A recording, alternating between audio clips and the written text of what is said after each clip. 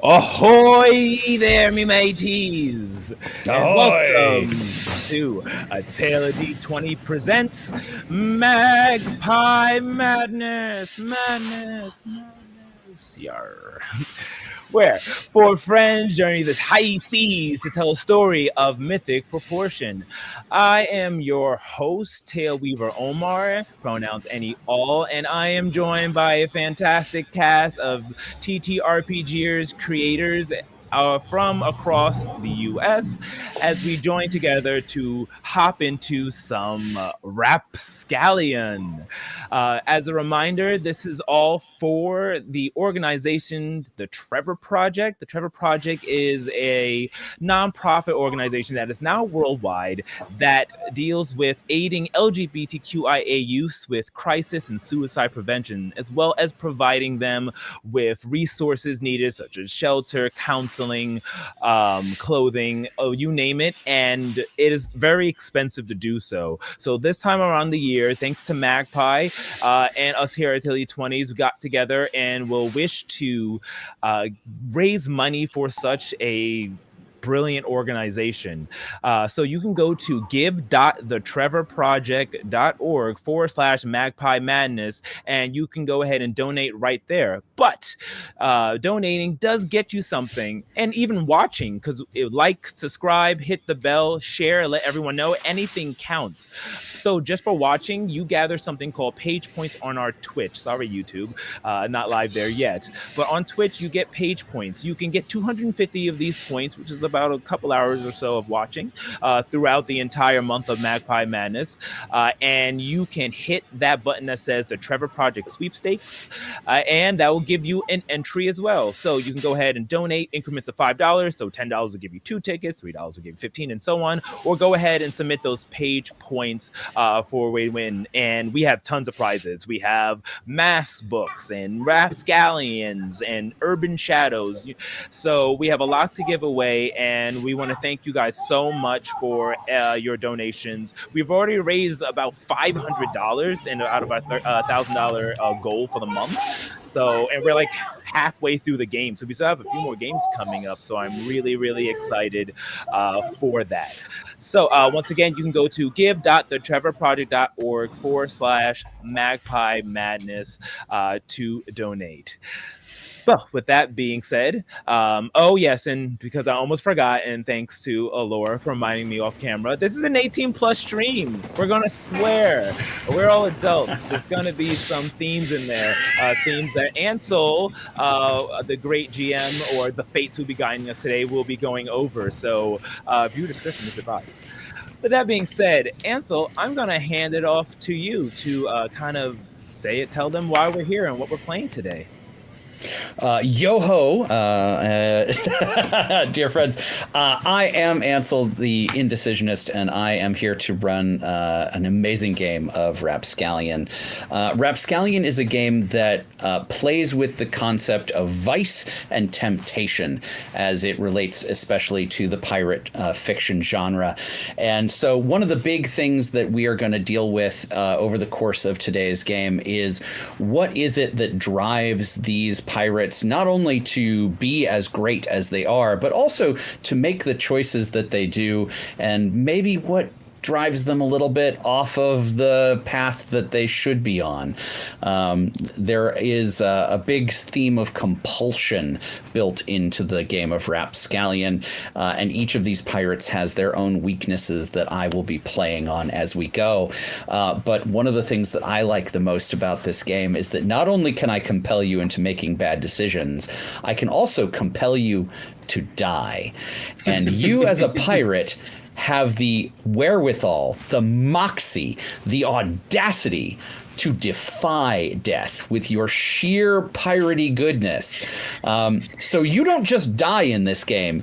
I have to force it on you. You have too much will and spirit to just die when you get stabbed to death, which I think is just such a cool way to play with the pirates' spirit that we picture in so much pirate fiction. So I encourage you all to flirt with death and trick fate as often as you can, because this is the kind of game that rewards it. As a result, though, we are going to have some safety tools in place for today's game. Omar, do you want to do that now or after the intro? Yeah, let's go with the safety tools now. Okay, fantastic. So the first and foremost is the X card. This is one of my personal favorites. I know it's very popular. In the event that there is anything in today's game that feels like it is heading in a direction that is going to be unfun for you, for any reason, something you didn't think about, something you always knew about, something you didn't think I would include, whatever it is, all you need to do is say, I'm going to use the X card, or put your arms up in an X across the screen, or put it in the chat. However you want to communicate that to me, that is your choice, and it is my job as the Fates, as well as our collective job here around the table, to immediately honor that. Whatever the situation was, we're just going to move to a different thing. And your choice, if you want to take 5 minutes to decompress, if you want to ask for follow-up and have a discussion about it, those are your options, but you never have to justify the use of the X card. It just happens, and we move on. So the X card is sort of that parachute that lets us get out of whatever situation we happen to have found ourselves in. But that being said, we can also sort of prepare ahead of time for any situations that we may be likely to get into with our lines and veils. So just real quick, we can go through some lines and veils ahead of time. If there are any that you want to send to me as a private message in our Discord, you can absolutely do that if you don't want them to be out there on the stream or spoken into the general wind. But the important thing is that not only I, but also the group are aware that we have some things that are just not going to appear in today's show.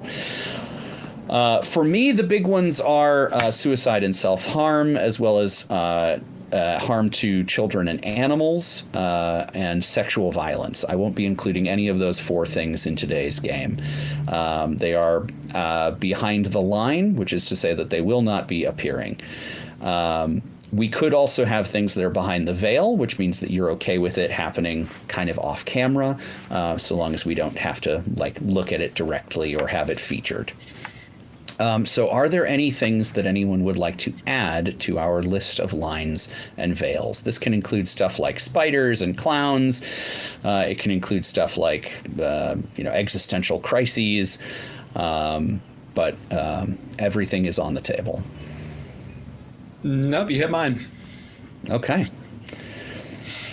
The wonderful thing about TTRPG Pickup Con, not to plug my own thing right away, but I have collected lines and veils from thousands of people across the world at this point. And let me tell you, those 4, every time, every game, those 4, they are on all the lists. Regardless of who you are, there's only one game I know that avoided all 4, and I think that was mostly an accident of clerical error. So yeah, I feel very confident in those 4 lines, keeping most people safe. And to offer a piece of clarity for the animals. The distinction that we frequently make is if you're attacked by bears in the woods, you're allowed to fight them, but don't kick the neighbor's dog. Agreed. All right. I think that's everything I have for housekeeping. Omar, do you want to take us away with the introduction? Oh, well, first, I would love to get to know a little bit about the other players here. Fantastic. Carry on. Why don't we hear about someone new to the channel, but I hope will not be a one-time event. We'll give a big introduction to, or a big warm welcome to Laura. Hi everyone, My name's Laura Bucksign. I know it's a wackadoo name. Thrilled to be here. I'm a Chicago native. Don't laugh at me. I'm a Chicago native, born and bred, so I'm a good corn-fed Midwestern girl. I am also known under the stage name Ali Dente as a burlesque performer throughout the greater Chicagoland and available for travel area. I love D&D, wine, not pina coladas, but I do love getting caught in the rain. I also don't like pina coladas. I have a coconut allergy. I just think they're kind of overrated. Yeah. I like them fine. But it is wonderful and a pleasure to meet you, Laura. Thank you for having me. I'm so excited. Can't wait to play with you in this two-shot event. Next up, I'd like to introduce the lovely MC Williams. Yes, hi, I am MC Williams. I'm the host of the Myths Your Teacher Hated podcast, a not safe for work podcast telling the stories of myth and legend from around the world with all the naughty bits left in, because let's face it, that makes it a lot more fun. I am also the GM of the brand new actual play podcast, Saturday Morning Roleplay, where we use a variety of different game systems in order to tell stories based off of our favorite cartoons. The first 2 episodes of The Recyclors is out now. It is a mashup of the Transformers and Captain Planet using the Cartoon Action Hours system. New episodes come out the first Saturday of every month. Wow! Please check that out. So, and we'll be posting that in the chat. I can't wait to check it out. I'm definitely gonna hop in. Yeah, that sounds dope. But it's awesome to have you here on the channel, and I cannot wait to dive right into that. With that being said, we have all introductions, and we have quite the tale to be told. So, I will just say, sit back, get ready your cutlasses, and cue the intro.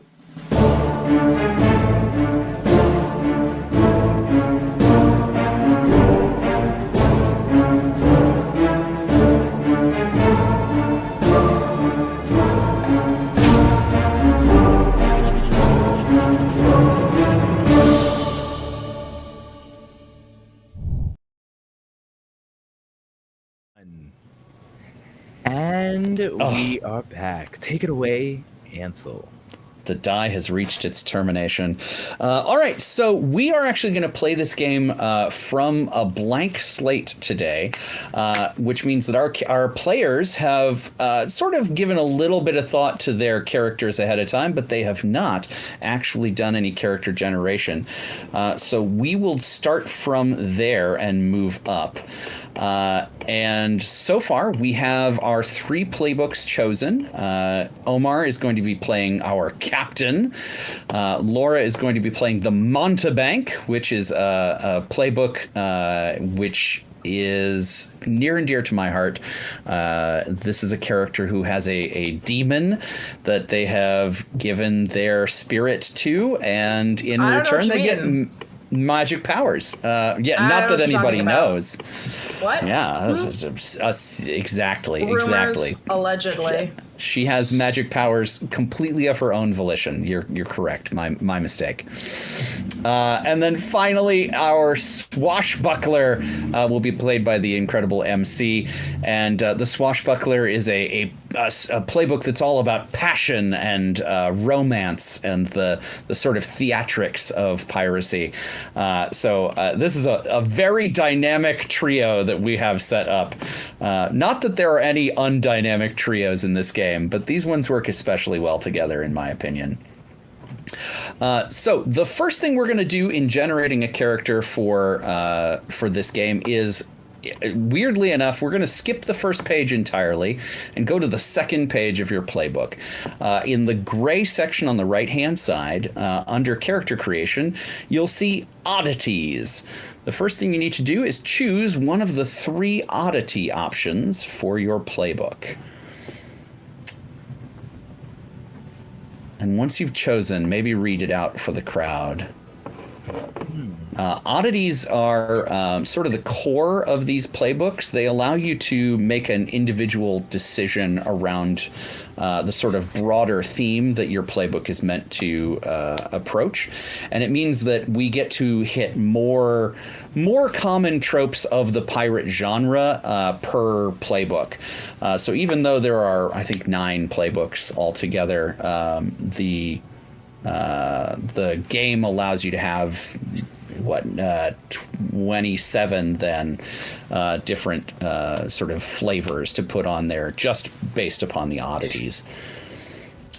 So I picked, as I'm the captain, the first one because it just sang to me, the Sea Prince. I mean, look at this hair. The Sea Prince, your once great pirate lord, now fallen. Name one ally and one rival on the high seas. Give each a weakness and gain one bond with them. You have a secret buried treasure minus one hoard. Mark its location on the world map. When you see beautiful treasure, you're compelled to take it for yourself. That sounds exactly what the character I would like to play right now. Excellent. So I have marked down on my list of NPCs that we're going to make an ally and a nemesis for you. That is very exciting. As for the map, because of the way we're running this particular two-shot, I will let you name that location, but we will not have a map per se. So you can tell me the name of the cool location where your treasure is buried. Sure, you want to know that now or as we... You can, when you are moved, let me know. But I won't put you on the spot just this exact second unless you're ready. Devil's Ridge. Devil's Ridge? Heck yeah. I feel like it fits the spooky season theme. Heck yeah. Like, actual me doesn't want to go there. That sounds scary. Endgame me is like, yeah, Devil's Ridge. No, don't throw me onto Devil's Ridge. Oh no. Stop. That's not where my friends are. I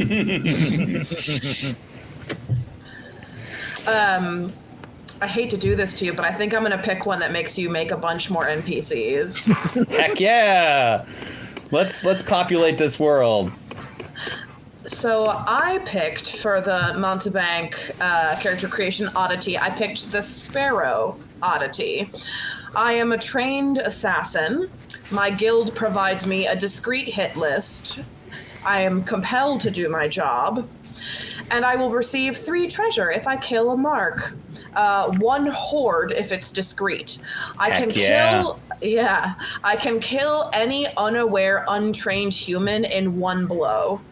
If I betray my employers, I will immediately take 1 unwanted attention from testing renown. So, now you get to create a bunch of people for me to discreetly or not discreetly, Yep. There won't be any crossover on these lists, by the way. Certainly not. All right. And I may be making you create some NPCs as well. I am going to be taking the Carney oddity. You once traveled with a sea circus. Name someone who left the circus with you. That is, of course, Calliope, who was the ventriloquist. Okay. Gain a bond with them. Go ahead. Sorry. Would you like the name Gain of my a bond guild? with them as a comrade. Ooh. All right. Sorry, we kept saying the same thing at the same time. We did. It's All this right. cursed delay. Okay, so we have Calliope, the comrade from the sea circus, and then any other old troop members. Okay. Yes, gain a bond with them as a comrade. Whenever you meet your old troop members again, mark impassioned.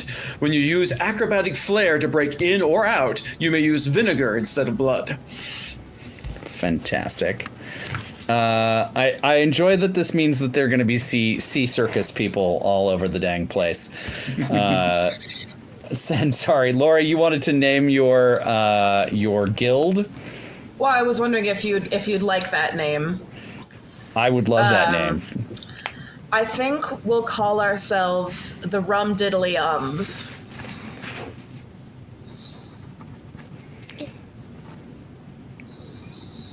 The Rum Diddly. All right. Ums. I love that. Because, well, it's like people say, oh, you're part of the Rum Diddly, the people who do the thing. To kind of avert attention. Mm-hmm, yeah. It takes the sting off of saying assassin, murderizer. Mm-hmm. Okay, fantastic. So now that you have chosen your oddity, you are then going to take the 4 numbers that are in the parentheses next to your oddity, and scooching back up to the first page, you're going to copy those in order into your blood, vinegar, polish, and spitfire. And I had this pulled up and ready for us to go. So this is what those stats mean. Blood is your liquid courage. It's what gets your blood boiling when your wits and wisdom escape you. You're left with your will to survive and the pants you woke up in. Use blood when you face danger, make trouble, and act daring. I messed up the punctuation when I read that, but here we are. Polish, we'll go in order. Vinegar is on the high seas, being strong keeps you on top, but being cunning keeps you alive. That's you. Too damn clever for your own good. Use vinegar to fight dirty, outsmart your enemies, and know things that you shouldn't. Polish. Oh, well-bred are you? Or just good at pretending? With that swift tongue and sweet face, you're more dangerous than any sword. Use polish to talk your way in and out of trouble. And then Spitfire, here's that special something. Not everyone has it. Those that do are best avoided by civilized folk. It's the spark in the eyes, your naked soul, a wildness that the spirits of this world, and the next, might notice. Use Spitfire to manipulate fate. Spitfire is your connection to magic, blood is your connection to the body, and then polish and vinegar are both social aspects. Polish is more about flattery, and vinegar is more about trickery. So those are the 4 main stats in this game, and that is enough gilding of that particular lily. Now that you've chosen your oddity and you've assigned your stats, we're now going to choose a kit. We don't need to worry too much about what's in your kit for the sake of the audience, but I would love for each of you, once you've chosen your kit, one of those 3 options, to share with the audience the one thing that stands out about your list. It may be something that you have to make a choice about. So something that looks cool. Sure, I will be going. I picked a cutlass as my sidearm, and I also have a mask. In this case, it is shaped like a very strange-looking kraken of some sort. Sick.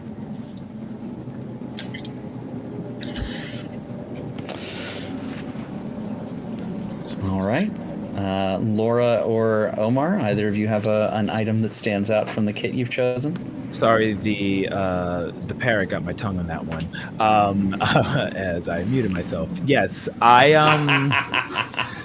would love. I want some input.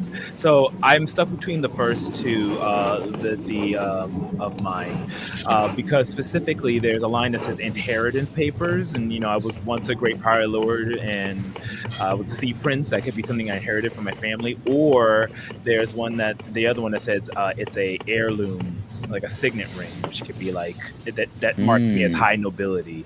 I don't know which one I want, because I like inheritance paper. We could do with that. It's real or forged, but I want it to be real. But people could think it's forged, maybe. And then the signet ring is like showing that I'm high. I guess they're both the same thing, but I'm like flavoring it. Do I want inheritance papers or a signet ring that shows I'm like this high noble that no one believes?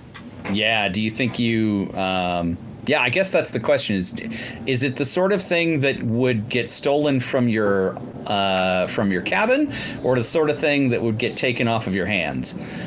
Ooh, I think I want stolen from the cabin. I like that one because I know how much that plays into the ship, and I get a large loyal bird who serves as my pet. So you have another NPC to. What's the bird's name? I need to know. Oh my goodness! I'll need to. So Name that bird. I think I want to call it. So my character's name is Shaw, and I want my bird to be Shank. Yes, Shaw and Shank. That's good. Mm-hmm. Yep. Mm-hmm. I love it. No notes.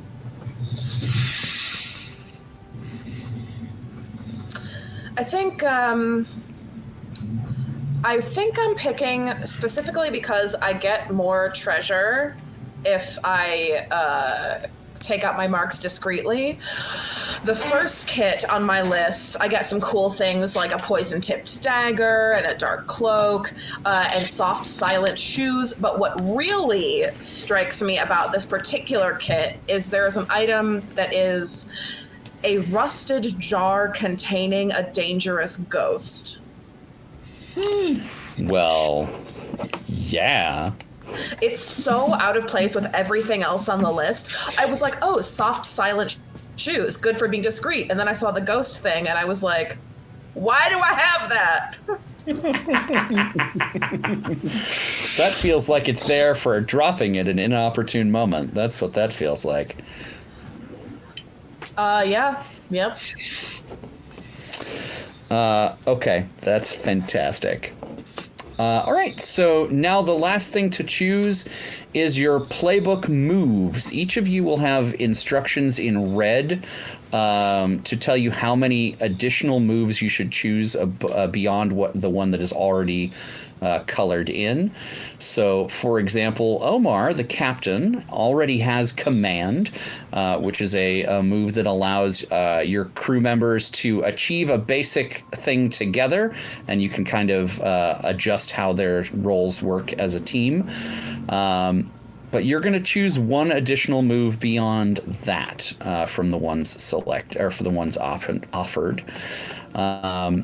For our Montebank, for a channel, channel and bargain are pre-chosen for you, so you just need to choose some options from your channel choices from those tick boxes. And for our Montebank, you also already have yours chosen, but you get to choose some options in your theatrics move. So while you guys are doing that, I'll do a little soft shoe. No, let's talk about those as we go. So Omar, as you're taking a look at the options for your second move, are there any that stand out to you? Oh, I am the mastermind is what's standing out to me. Which is when you encounter an obstacle while leading your crew, you may spend a bond with an involved crewmate to explain how you planned for this beforehand and twist fate as if you spent 2 luck. Because it's just reading it, I'm just like, ooh, I could be like, oh, little did you know that, and just insert the needed thing to do right there and then. So I'm gonna go with mastermind. And since we just talked about it, I would love to take this opportunity to pimp out the best move in this game, or perhaps any game, which is the move Twist Fate. Each of you has a luck total that should be equal to your Spitfire score. You can also gain luck in downtime. Luck can be spent for this move called Twist Fate, and if you Twist Fate, basically you get to take over. I'm not in charge anymore. You tell me what happens. There are a couple suggestions here. You remember something useful in your pockets. You see a fleeting opportunity. You see an important NPC that can save you. These are good suggestions, but I will be honest with you.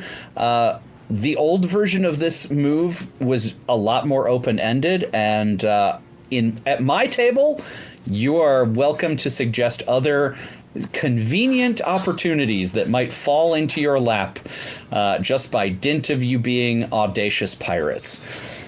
So Twist Fate is a great move. It is your opportunity to just say, but what if we could get saved in this moment by this thing I have in my pocket? That it's right there in the rules, ready for you to mess with all of my plans however you wish. Okay, so we have chosen a move for our captain.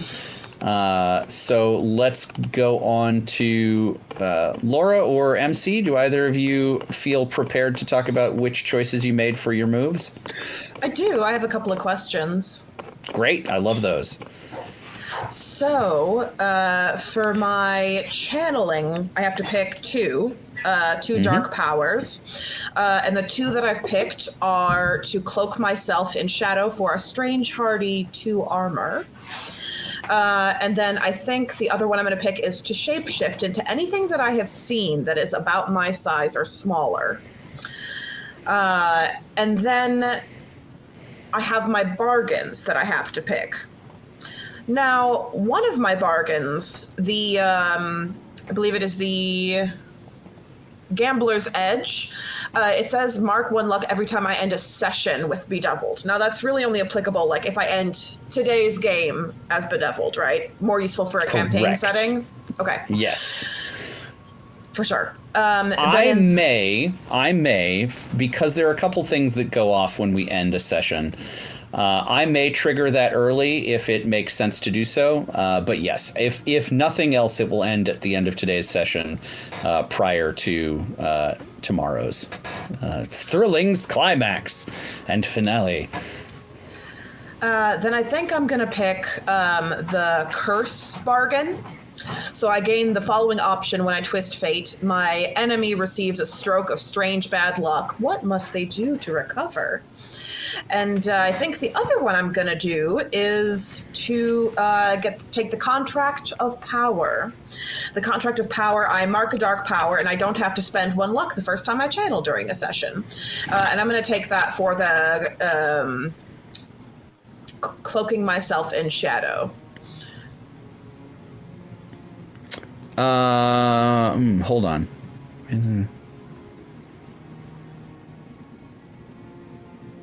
Do I have to pick a different dark power? So the dark powers that you're choosing are shapeshift and cloak yourself. Mm-hmm. The ones in the right-hand column, those are for if you advance. So those will be powers you can add on later. Underneath bargain. I see. Yeah. So Curse, Gambler's Edge, Infernal Contract, those are all upgrades. Yeah. Oh, fun. Yes. Then yeah, I'll do the shapeshifting and the cloaking. Yeah, which is a great segue into the experience in this game. For the sake of this, because we want to move fast and break things, the base cost for upgrades is going to move from 5 to 3. So we will get to pick new playbook moves faster. All right, MC, do you want to talk about your selections? Sure. I don't believe I have any choices to make now. For theatrics, I make the choices when I roll, depending on what I roll, and then I can have to mark each one in turn before I can pick any of them twice. Oh, you're absolutely right. Why did I choose the connection? Oh, the choice you have to make is around your connection. Correct. And Calliope is a comrade from the circus. Good stuff. And good stuff. All right, comrade. So, perfect. All right. then that is all the choices that need to be made in primary character creation. We now get to move to the questions, which are in the bottom right of this sheet. This is where the rubber hits the road and we get to really know these characters. So before we get to those questions, I would like for each of you to take a moment and introduce how you want this character to behave on the ship. You three know each other. You are the primary officers and movers on board this vessel. Everybody else, they're like wooden mannequins compared to y'all. So you've gained an understanding and a trust for each other that it goes beyond the standard. So as you are answering these questions that are going to bond you together and inform how you interact, it makes sense for the three of you to know a little bit more about each other before you make those choices. So let's start with if you've got a name for yourself, let's go ahead and learn your name. And secondarily, what do you think is your vibe? So let's go with like the one physical characteristic that stands out the most. And what do you think your character's deal is, broadly speaking? And you can interpret that however you'd like. We'll start with whoever feels the most prepared to do so.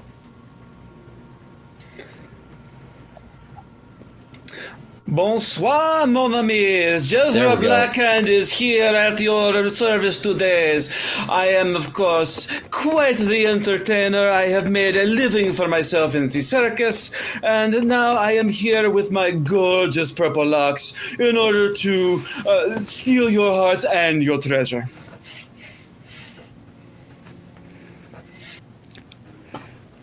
I think Jezra Blackhand might be the best name I've heard in a solid month. That's some good stuff. All right. Yes, the name comes from the gloves that I am always wearing. There are all sorts of rumors as to why I wear these gloves, but who's to say which of them are true? Something rope something. I like that a lot. That's great. All right. Jezra Blackhands. Fantastic. How about Omar or Laura? So hello, Shaw. loves. My name is Shaw. Yes, that Shaw. Oh, you may not have heard of me. You may have heard of me before in my family, but I assure you, I am not. The apple fell very far from the tree in this case. I am one with the sea. I am the glorious scallywag with my faithful avian friend, Shank. And I'm here to lead a crew of pirates to travel around the 7, 8, 9, however many seas there are. It's just one big one now. The one big blue sea. In order to find ancient treasures, mystic magics, beauty beyond compare, and adventure. So come on, join me if you really want to get your heart throbbing. Savvy? All right. Fantastic. All right, and that leaves Laura. You want to tell us a little bit about your mountebank? All right, you bilge-sucking miscreants, have it your way. Right, my name's Tuppence. That's it, it's just Tuppence. And they say that pirates are thieves, but I only want to steal what I deserve, which is everything. So, I bite, but only when provoked, loves. Yes. Fantastic. All right. Tuppence, Shaw, and Jezra Blackhand. This is a great crew. I am here for this. So, let's start with Jezra and go through the questions in the bottom right of your sheet, since this will tell us all a little bit about your character, how they tick, what their deal is, and yeah, I'll give you the floor for a bit. But of course, mon cher, my first question is, of course, I possess a signature weapon.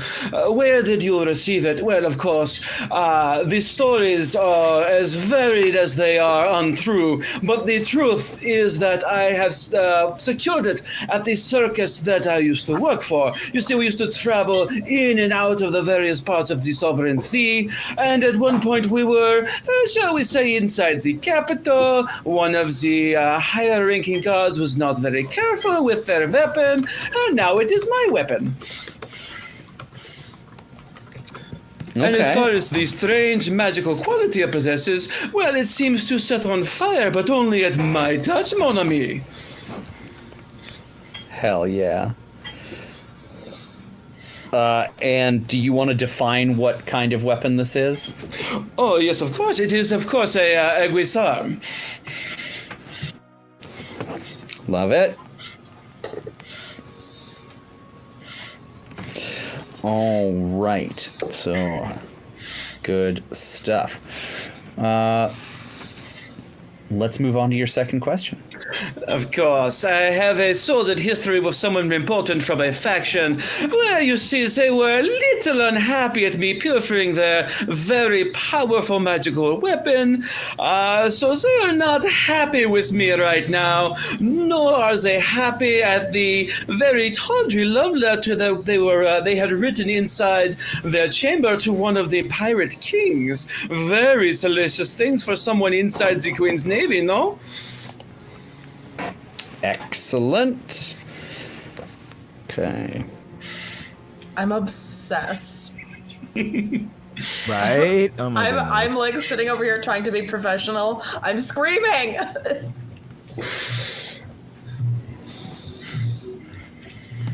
All right, that's good stuff. And I think my favorite question here: who's your very, very best friend today? Someone you'd kill or die for?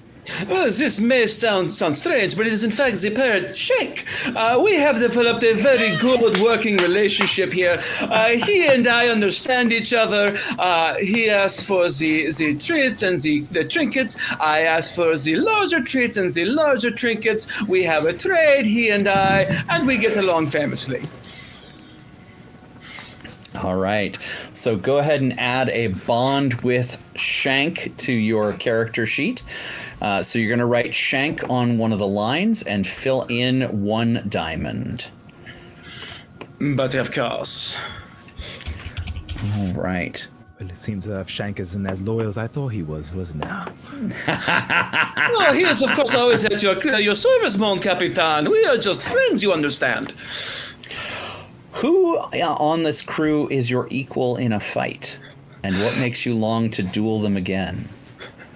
I would never say this, of course, but Tuppence scares me. I do not fully understand where these powers come from. It all seems very strange and unusual, but I must admit the thought of crossing blades with them makes my heart race, you know. I'm just a girl, love. I'm just a little girl. A little girl who has done things that would make your heart turn white, even these luscious locks. And who you also get to take a bond with Tuppence as a result.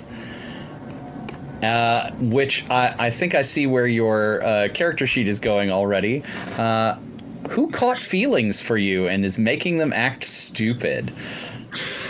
Well, you know, I cannot help it if the Captain, he looks at me sometimes. It is the burden of being beautiful, you know? I do nothing to encourage this, of course, but who am I to deny someone's affections? Now, Omar, I will give you the choice to turn this down and the other third choice of...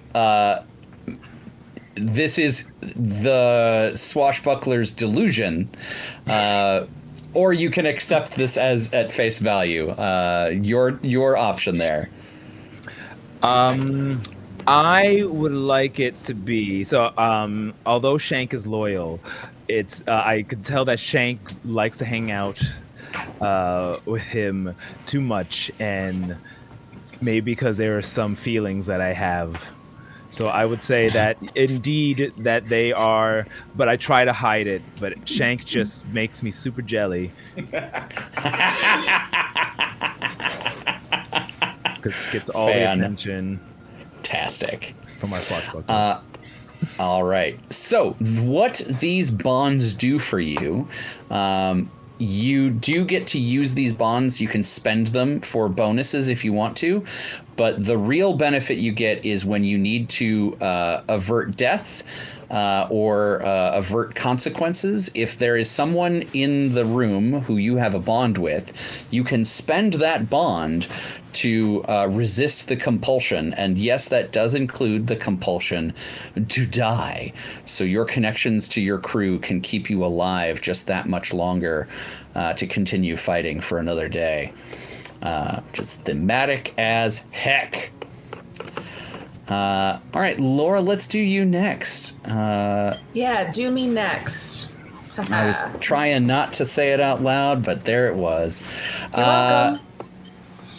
You want to go through your first question? It looks like you've already done some thinking.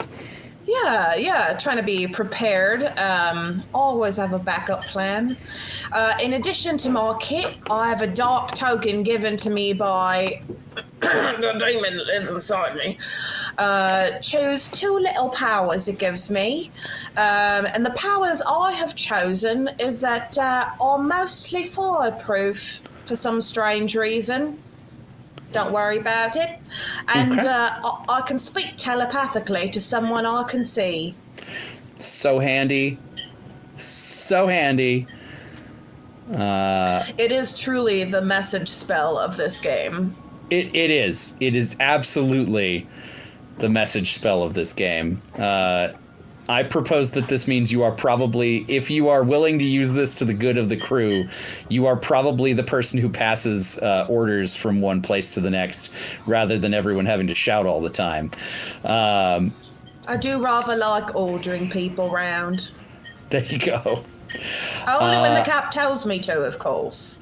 Of course. Yeah, you wouldn't dream of passing on orders that the captain didn't give you. I would never. That's real loyalty.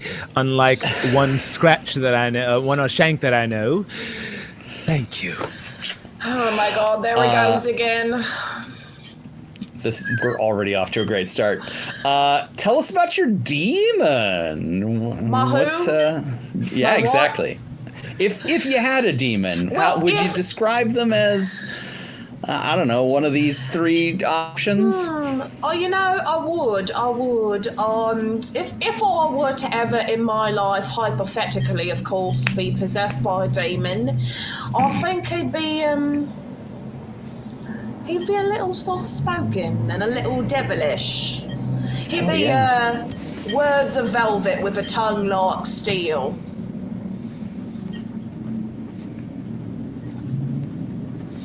As for what he currently desires of me, I really can't imagine how I would ever begin to interpret the mind of a demon, so I suppose I'll find out, won't I? Sorry, I had to write words of velvet, tongue of steel. That's, I literally just thought of that, because in romance novels, which I love, they always describe dudes' dicks as velvet steel. I have not read that particular turn of phrase, but it is a well classic done. pirate romance novel way to describe wee woo. This has changed my idea of this demon considerably. I mean, you know, hey, if you're going to be possessed, go all the way, right? I generally okay. do. Okay, so we have sacrifices to demand in ascending order of punishment. So we will carry that out as we go. So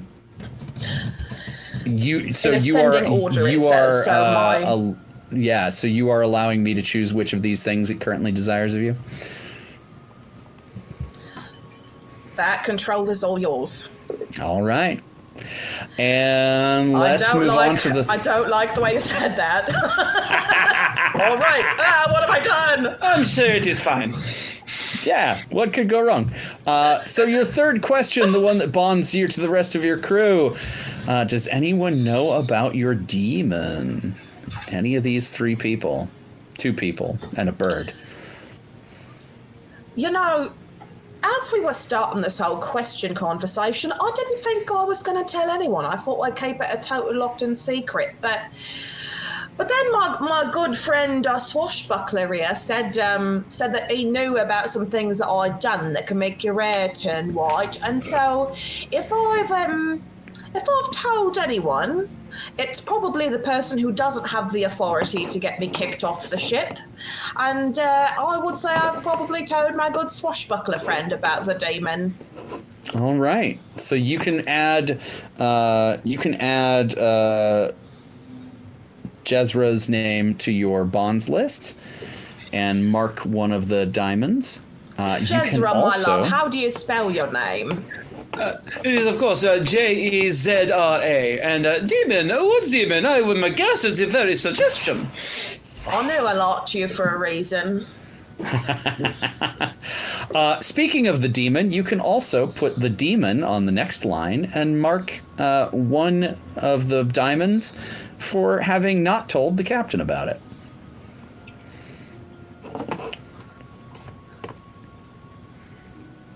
And I thought you were loyal. Well, I guess I don't know if you're keeping it from me. But... What?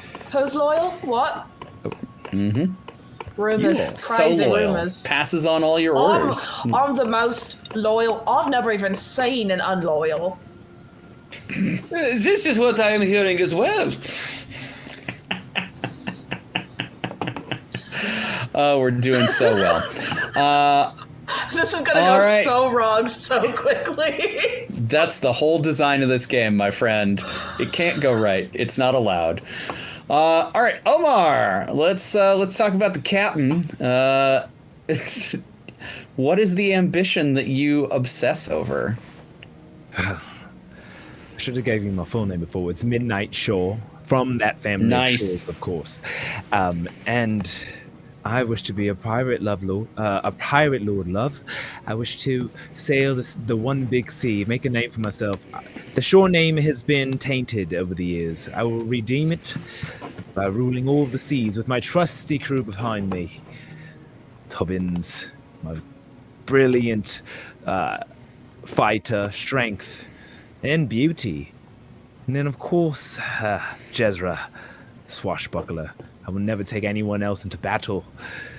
I trust them to be in front or behind. And then, of course, my once was very loyal steed, bird, shore. So all of us seeking a name for ourselves to redeem that of the shores.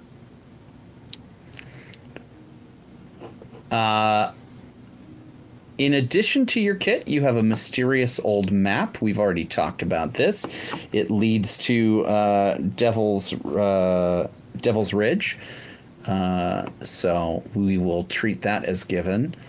How do you think you obtained your ship?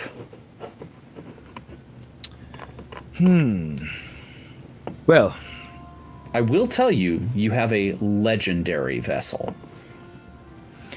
This is the final ship, the last ship from the House Shore. I may have procured it in not the most legal of means. It might have been the last item, last vestige of the name of Shore, but it was just going to waste away. Sold off like all the rest of our things.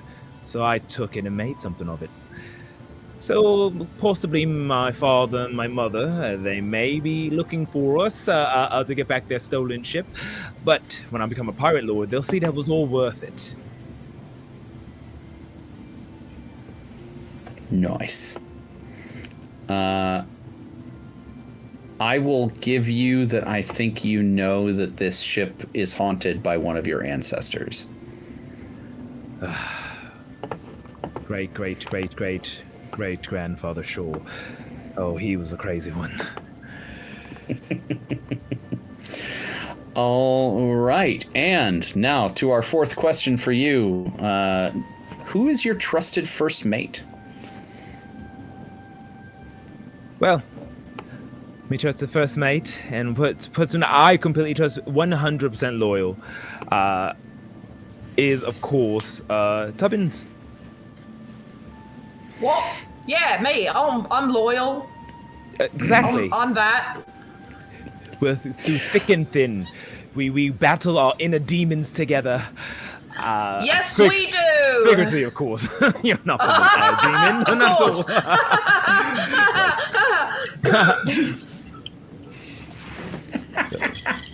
Whose antics get in the way of your ambitions? These rumors are outrageous. I mean, one of you is basically a clown, so... Oh, 100%. I wouldn't say both, but mostly between Jezra and the bird. But together.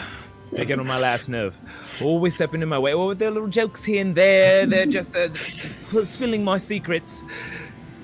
The bird, he talks. Who can stop him? I mean, yeah. You should hear him when he gets drunk. And the one that's going to make the difference, because you're the first one that could have two bonds with a single crew member. What crew member always undermines your authority? Of course, I would definitely say Jezra. He knows what he does to me. What? Batting those eyes, swinging those swords. He's just a scurvy son of a biscuit. Get it together, Captain. I mean, scurvy and curvy in all the right places. I mean... I have no idea what you are talking about, of course. And I see the way you're looking at him, sure. Well, he certainly got your rot in a chokehold and you're not complaining. Wow. I love this. All right, so we've got Jezra and Tuppence on your bonds lines, and Jezra gets 2 bonds, while Tuppence gets 1. And the last is Captain gets a bond with the ship, which I think means that this is the time for us to name our vessel. We did joke about a name beforehand. We can commit to the Call of Booty and or the Booty Call if we would like. Or is there a more grand name that the ship of the Shaw lineage should have? The Golden Peg. The Flying Duchess. The Redemption. Ooh. The Hook, Line, and Sinker. Ooh. The Devil's Tear. Well, we had the Devil's Ridge. Ooh, you're right. The Seashore. The She Shed. So we said like 8 of them.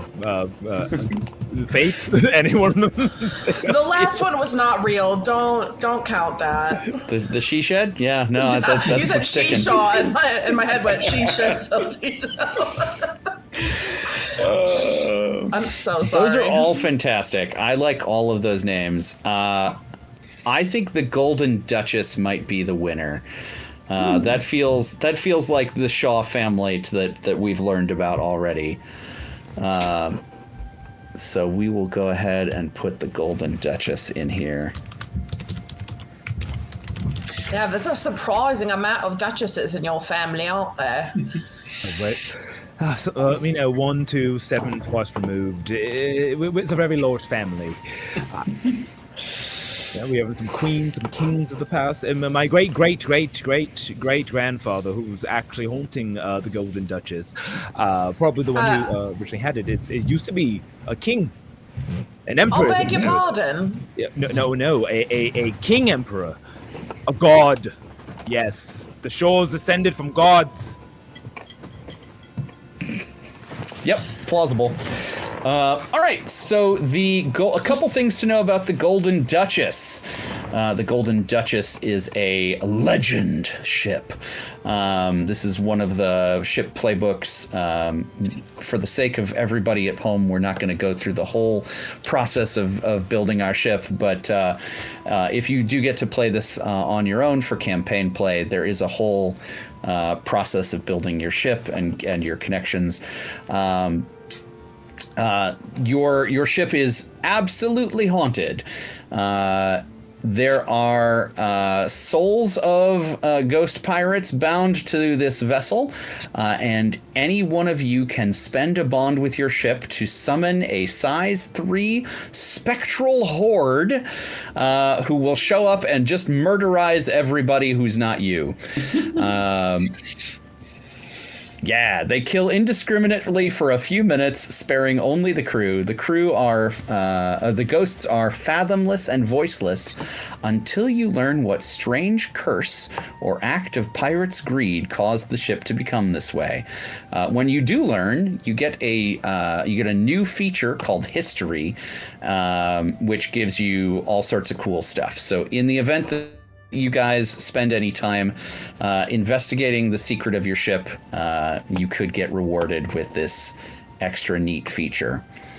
The Golden Duchess is a beautiful, fancy ship with 2 batteries of cannons, a crapload of crew members, and rippling sails stitched with gold. And a painted mermaid as its figurehead. So this is a very, very fancy vessel. But we get 3 questions for you guys to ask or answer, one of which we've already handled because it's the name. What do we think is the reason this ship is famous? I mean, love. It's a shore ship. Of course. The name, like the shore, was once, like us, descended from gods, of course. That and there could be a very, very big bounty out for it to be returned. That also could be motivation and why we get attacked a lot.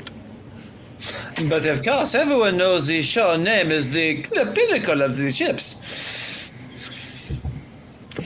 And what great treasure is rumored to have been buried by the most recent captain of the Golden Duchess?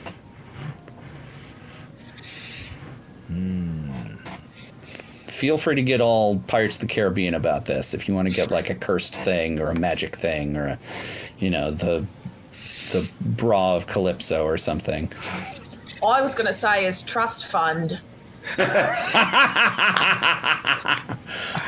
If we want to hide Midnight Shaw's trust fund, absolutely. I was thinking a medallion infused with the Leviathan blood, but I am liking the trust fund. Well, that might be his trust fund. We don't know. It's all rumors.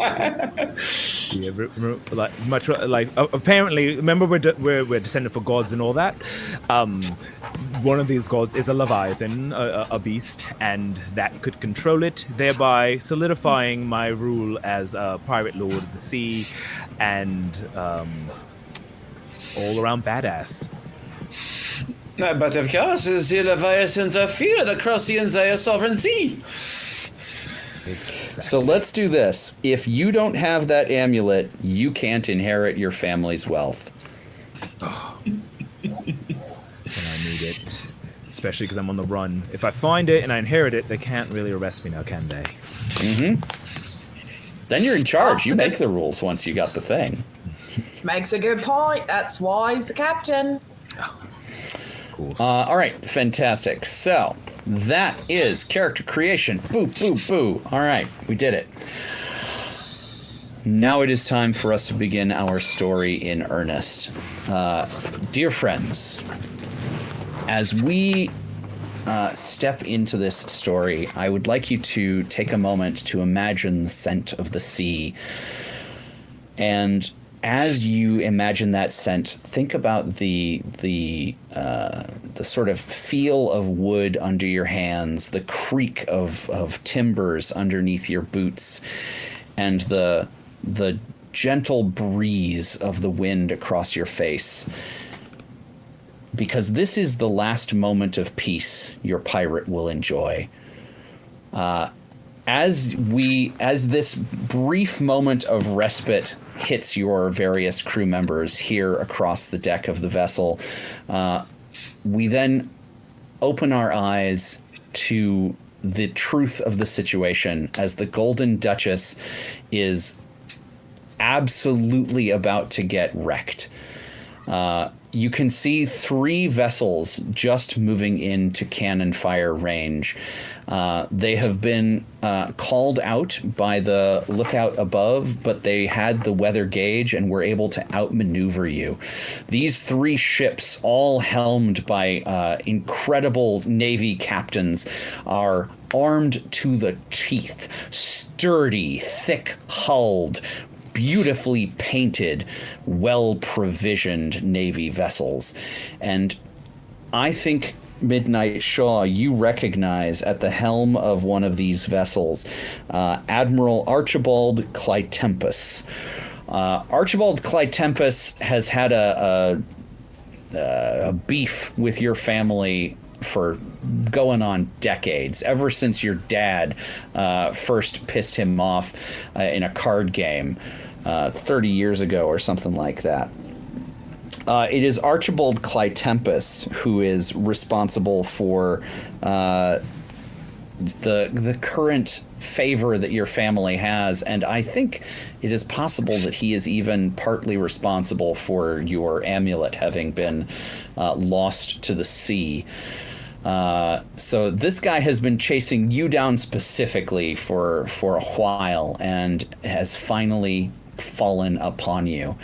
And so it is in this moment that our heroes are forced to fight their way out or fight their way through the small fleet of Admiral Archibald Clytempus.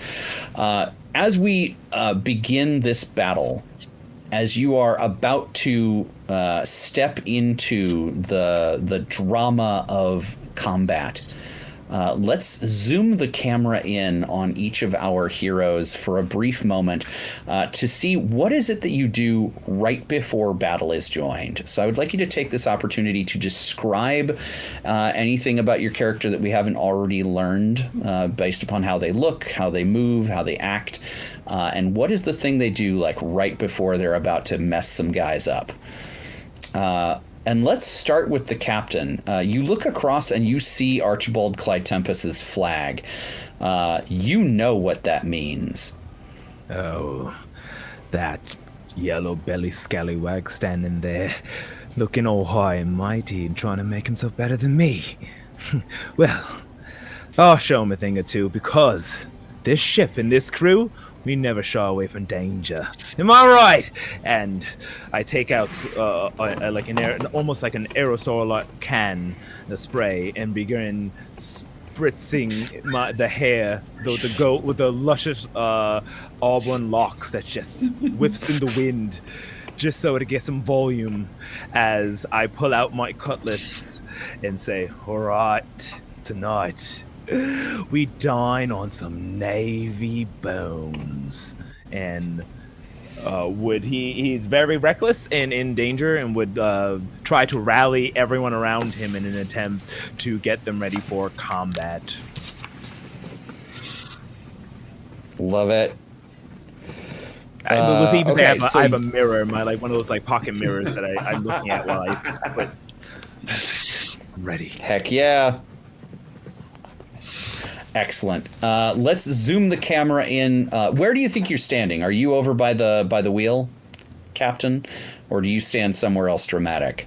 Oh, I'm standing on. So I would like to think that there's a figurehead, maybe of there's a mermaid. Yeah. Oh, mermaid. Oh yeah, mermaid figurehead. You got a big sexy mermaid. Yeah. And I'm right on top of it, very precarious. Could fall off the ship. Totally, this is what he does. And am just at the tip of the front of the very at the bow. Yeah. All right. Bow, great. Yeah. Fantastic. All right. So the captain is perched atop the figurehead at the front end of the ship. Where do we find Tuppence as a battle is about to join? So I think as the first mate, she has to be with the crew at all times, but she has wild black hair and like bright piercing blue eyes that see everything, and sometimes they flash a little brighter than they should. And I think every step that she takes is she has these soft silk shoes that she wears, not the average like piratey boot. So she moves very much with like a cat's grace, winding in and out amongst the crew. You know when you like get one of those like woos up your spine? It's like Tuppence walking right behind you. So I think she would be doing a morale sweep for the crew, but her pep talks are not really like what I said, something like I'd be weaving in and out of the crew, like setting up signals. Everybody knows where they're supposed to be. Everybody knows like where the marksmen are. And I, instead of like a rousing hoorah, I think I'd be like the dark, quiet focus. I'd be like, right, you know your marks. You know where the ropes and where the keel will cry if you've cut. You do your jobs and you do them clean. Grapples that don't miss, blades that find breath in the dark, hands that take coin, and secrets without waking. You keep your faces soft and your hearts harder. Mercy is a tale for dockside priests. If the captain bleeds, hold the wheel. If the wheel breaks, make them think the sea did it. And if someone stumbles, you drag them where the hands can heal or toss them where the fish may not bother. One mistake, and the sea takes your tongue for complaint. Hell yeah. As you pass the mast, I think the sun gives a stark shadow that passes over Tuppence. And there is just ever so briefly in the corner of your eye the flicker of motion that catches your attention. But there is nothing there. But in your ear, you hear a distinct whisper. What do you want? Oh, I think you know. Noses. Today, noses. 3 of them. Just the nose? Just the nose. Leave the rest alive. It's funnier. Trying to sniff out the secrets this time, are you? Do you get it? 'Cause, sniffing. Yep. The sense organs are funny. Yep. Give me them Your noses organs back. are funny. Bye.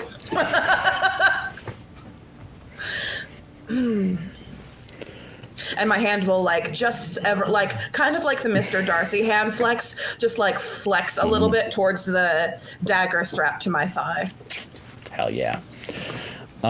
And finally, Jezra, where do we find you on board the vessel? Well, the camera sweeps up the mast from the shadows to find Jezra sitting across the crossbeam of the main mast, looking out across the waters as everything comes towards him, and doing the stretches. You do never do a performance without being properly stretched and warmed up, of course. So, when the time comes, I will tumble down the rigging and be on the deck where the fighting is hottest. But for now, I center my breath. I do my warm-ups. I am preparing myself. My long red coat flapping in the breeze. Maybe it is to hide the blood if I get stabbed. Maybe not. Who knows? I love that. I love that very much. As you look out to the vessels that are approaching you, Jezra, I think that there is a brief moment of realization that this is the perfect playground. These Navy ships are so like spick and span and trim and cornered that if you wanted to, you could climb up one mast and down another without so much as a trip of your toes. This is the perfect place for you to absolutely just show off and have fun. These Navy guys, they have no way of understanding the level of ridiculous theatricality that you can do on a ship of their type. So you are presented with a beautiful opportunity. And I think, unless somebody else would like to, that the action will begin with Jezra. But of course, Yeah, how do you start the fight as the motion of the camera signals that we are moving into the combat? What do we think is Jezra's movement into combat? Well, first, a small smile spreads across Jezra's face, looking far more wicked and cruel than you would expect from such a well-dressed debonair. But then, with a small flip, I rotate off the top of the mast, and I'm going to try and roll my theatrics and see how this goes. Heck yeah! And that is going to be my vinegar, which is a +2, so that is going to be an 8, which is a hold 1. Mm-hmm. Fantastic. So you can spend that hold on any of the theatrics moves that are included there. Any of those tick boxes are applicable to this theatrics. If you don't want to use one of the designated theatrics right now, though, you can save that for later. Oh no, I am going to swing from the rigging and land atop the other ships, of course. Heck yeah. There are 3 ships here, one of which is clearly the flagship of Admiral Clytempus's sort of fleet. It's the most likely to be the one where the Admiral himself is standing, and therefore the one that is, if you're trying to do the most damage to Admiral Clytempus, that's where you can do it directly to him as a person. Then that is where we shall go. Excellent. It says in the rules, in the move, that you get to land exactly where you need to be. So I would like to give you the narrative reins for a moment, and describe to us how you land and what makes it the perfect spot. Yes, of course. So there is a wonderful moment. I have a rope, of course, set up in our riggings for exactly this sort of maneuver. And I swim out across the water with a wonderful little swan dive and land on the rigging of the other ship. And it feels like I am falling down the rigging, but in fact, I am flipping over and over very quickly to come down directly behind the pilot, causing him to have to stop, hopefully piloting the ship in order to face me instead. Moi? Si, c'est moi. I love that. Do we think that means that the ship is now, that the enemy ship is now moving closer to your vessel or farther away? Is he giving you an opportunity by expanding that range or lessening it? I would like to see him come closer to the ship and perhaps turn his broadside to us. It is a nice thing for our cannons. Fantastic. So yeah. You land behind the pilot. The pilot turns, jerking the wheel. The ship loses its advantageous position where it was sort of T-boning up against you and is now slowly moving to be along your broadside. You can hear the Navy crew below trying quickly to load their cannons in time, but I think you know that your gun decks are ready to take advantage of this opportunity. So that is absolutely phenomenal. Let's move to our next crew member, Captain or Montebank. Which of you feels prepared to make your next move? I'm happy to. Yeah, go for it. I feel like the captain would be proud of me for taking initiative. So I think just because I'm new to the game, the moves we can do are just the channel things, or they're the basic moves like clever trick, get into a scrap, etc., etc.? I would worry more about what you want to do as a player and let me squeeze it into the rules. Good. But yes, it is both of those things. Your playbook moves and the basic moves are all open to you. Because I've got ideas. So I would like to actually channel, and I would like to channel to shapeshift into something that can get me over to the other ship. Precisely, I would like something small enough that can get through the little windows in the gun ports, because it's dark down there and it's mysterious down there.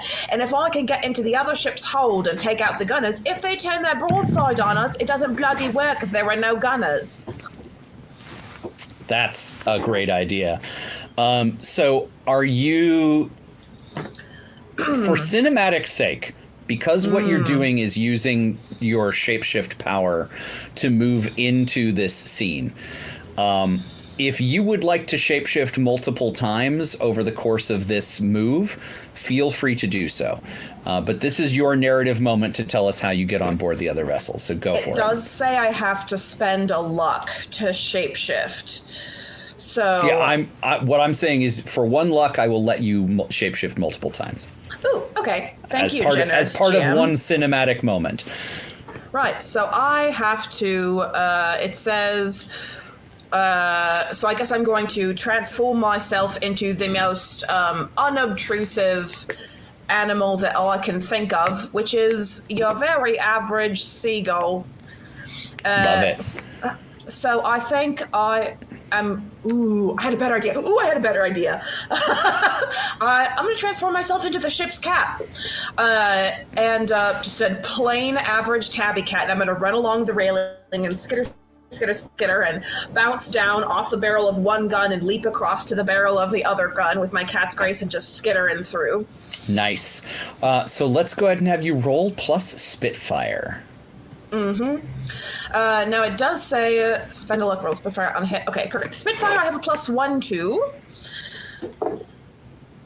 That'll be a 7.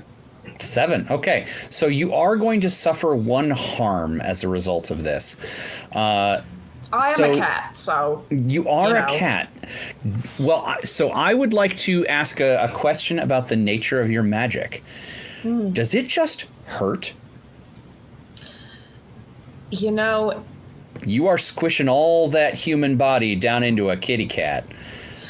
It's interesting because I've got another being inside me, so I know what it feels like. The demon has told me what it feels like to be trapped inside the body of another thing, and it's absolute agony. The demon doesn't like it, but they have no other choice, and neither do I. So yeah, I think it's just agony to be squished into this teeny tiny body. So yeah, go ahead and mark 1 harm as you... There's a lot of curves in this one tiny cat. Yep. All that booty. All right, so you squish yourself into a cat form and leap across onto the gun deck of the other vessel, getting yourself into a position to absolutely wreck their day. Captain, how do you make your entrance? We've already got the ship moving into closer proximity. Do you want to take advantage of that or do something else? Of course. Well, after I finish making sure that the sea wind hits my locks beautifully so that everyone can see that the once fallen pirate lord is now rising again, I look on over to my faithful companion. Though I use faithful lightly, as my eyes are just kind of stuck.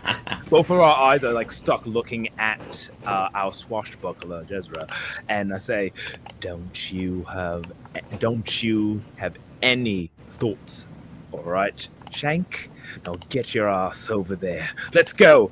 And I would like to think that Shank, so it says that Shank is a large loyal bird. So I would like to think that he's like ostrich-like, or if you will, or like some sort of like large, like ostrich-like bird that can sort of fly, can't really, but and after he jumps off. This is a fantasy bird. If you want an ostrich that flies, heck yeah, go for it. It's an ostrich that flies that I can just. He jumps off, and then I grab onto his long legs, and I'm just like parasailing across to the other side of the ship, tumbling in, cutlass drawn, as I said. All right, mateys, drink off the hearties, yo-ho. And I will begin to just, in the middle of this, just start attacking. But specifically, I'm going towards, so I do have an ally and a rival in the high seas. I don't know, would this person be considered like a rival or just like my enemy? This is absolutely your rival. This guy hates you in particular. All right. So, and he gets a weakness, and I gain a bond with him. So I don't know what kind of weakness he would have, because I would totally try to exploit it right now. Does it say that you know his weakness? Just give each a weakness and gain 1 bond with him. Oh, fantastic. Not necessarily says you know it or don't know it. Okay, because Admiral Clytempus absolutely does have a weakness. Admiral Clytempus is what's a good way to say this? Admiral Clytempus doesn't know how to stay off the sauce. He is always a couple sheets to the wind. Maybe not fully drunk, but always at least a little bit inebriated. And is easily tempted by the vice of alcohol as well. Brandy, if you must know. But yes, Admiral Clytempus has the vice of alcohol as his weakness. Okay.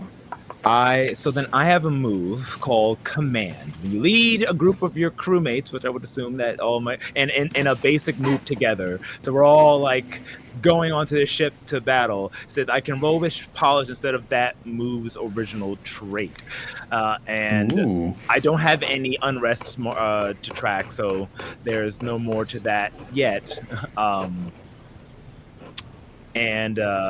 you guys can get in my way if you use a luck. If you want to get in my way and make it so it doesn't work. But my plan is to use. I'm thinking of getting into a scrap. That is exactly where we are headed. So that makes good sense. And normally you roll with blood, which is what I'm not good with, but I am good with polish. And I want to go straight for the captain or the admiral. Yeah, I think that's great. So I think this is the moment where the fight starts in earnest. We've moved you all into position to be ready to do damage to the enemy crew. We have brought the ship into position to be absolutely wrecked by your cannons. And this is the moment where the captain gives you all the sort of cue to jump into actual violence. So, Captain, go ahead and roll for getting into a scrap, but use your polish score. And Let's see. That is a 7. And it would have been a 6, but I'm glad I did polish. There you go. So we are going to use the rules from getting into a scrap. So with a 7, your opponent may respond how they like. You are going to deal your harm to Admiral Clytempus, and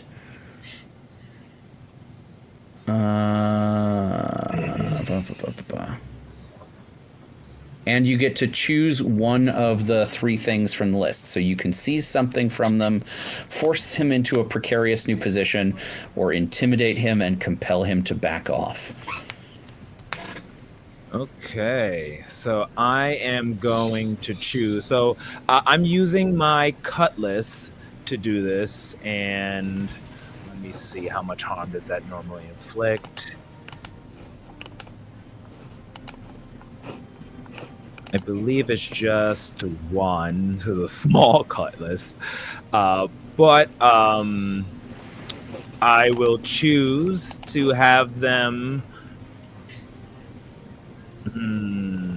I want to force them into a precarious new position as I jump over, sword in hand, and I look on over and says, "Fancy seeing you here. Seems you've been searching for me. Well, here I am. But what's that we have there? Is that a casket of rum you brought? Oh, you shouldn't have."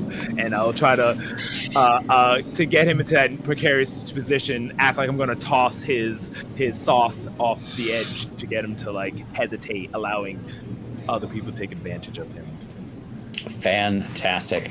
As the camera swings over to show us the person that you are facing off against and whose rum you are endangering, we see Admiral Clytempus, who is a just mountain of a man, just huge, broad chest, wide shoulders, head like a brick.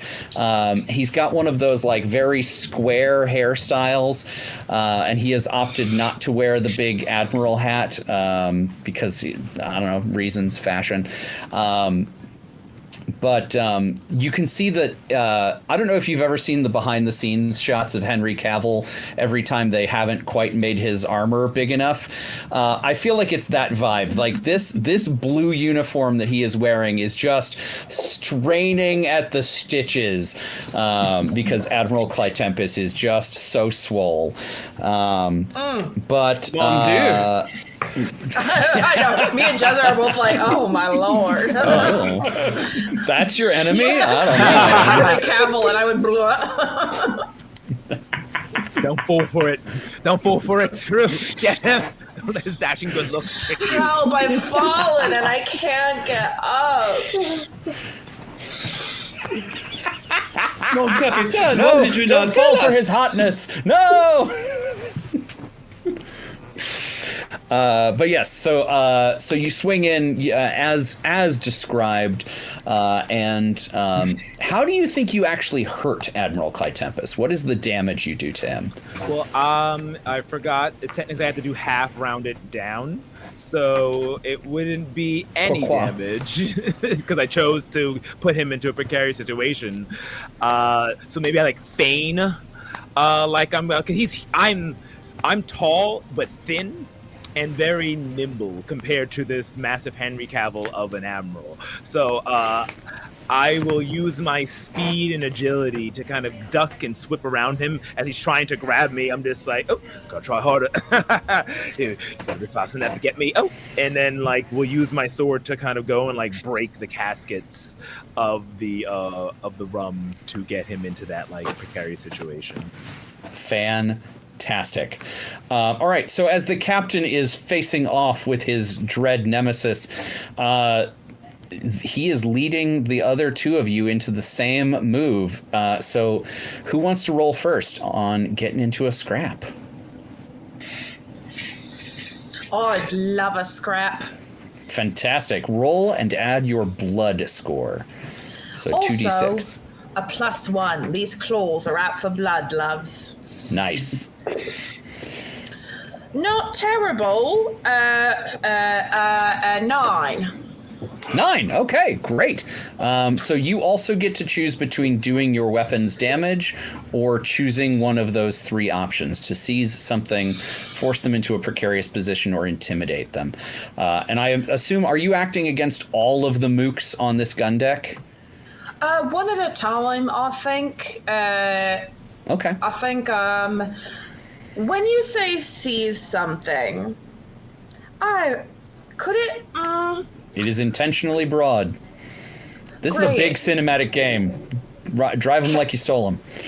Can I seize somebody's nose?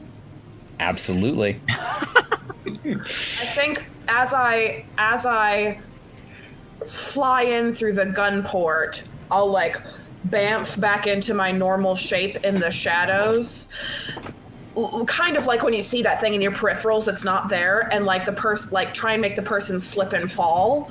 And as they fall, they hit their head so hard that their nose falls off. Essentially, I'm trying There to was like a dagger involved at some point, but yeah, Right, nobody caught it. Right. I would like to stealthily cut somebody's nose off. Absolutely.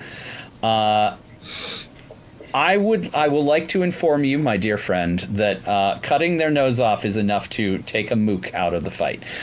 So that person will no longer be a problem. But fine. yes, congrats. You've gotten your first of the 3 noses that were requested of you. See? Terrifying. Well, I'll take my work very seriously, thank you. Do you do this in a way that is unnoticeable? Oh, I would love to. I have my soft silk shoes and my dark hooded cloak. Yeah, definitely. Yep. All right, so the rest, it's a dark space. These gun decks, it's lucky that nobody accidentally sets their friends on fire in these things, because it is dark on a gun deck. And so, yeah, I think you land silently. Nobody noticed you coming in to start with. And if it weren't for the noise of that guy falling and his nose somehow falling off, you may as well have never been there. It does say on my playbook sheet that if I take out a mark discreetly, I get 1 horde. So this is not a mark. Heard, chef. Yeah. Your marks will be specific people you've been sent to assassinate. I'll let you know when you run into one. Can't wait.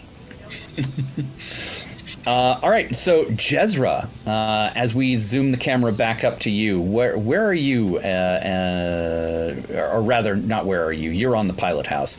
How would you like to get into a scrap, and with whom? Of course. Well, the pilot, he is right there. Yeah, there is that. So something I would like to throw in here for you guys. This is, as I said, a big cinematic game. I know we all got trained by D&D a long time ago to fight one person at a time and try and do it move by move. This game encourages you to absolutely wreck a bunch of mooks in one roll. We do not need to limit the effect of one die roll to one person. So feel free to be expansive with how you would like to describe this. But yes, carry on if you would like to murderize that pilot as you wish. But of course, I draw my flaming weapon, which bursts into flames, and I smile at him and go, "Shall we dance, mon ami?" and drop the mask over my face, no. and we enter into the dance of the blades. And with that is going to be a 9, so I am going to deal the damage. Why didn't I pay attention in dance class? Are you a good dancer? Do you lead a little bit as you put this guy through his paces and then stab him? Oh, but of course, we are driving towards these stairs because nothing shows them off their game quite like having the stairs behind them. Yes, love it. Fantastic. So yes, you do enough damage to absolutely wreck this mook. They are not a problem anymore. Do you think you stab him or throw him down the stairs or both? Oh, he goes over the side into the drink. Yes, even better. All right, phenomenal.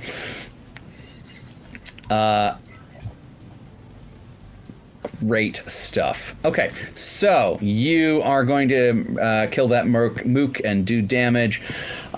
You now have command of the poop deck.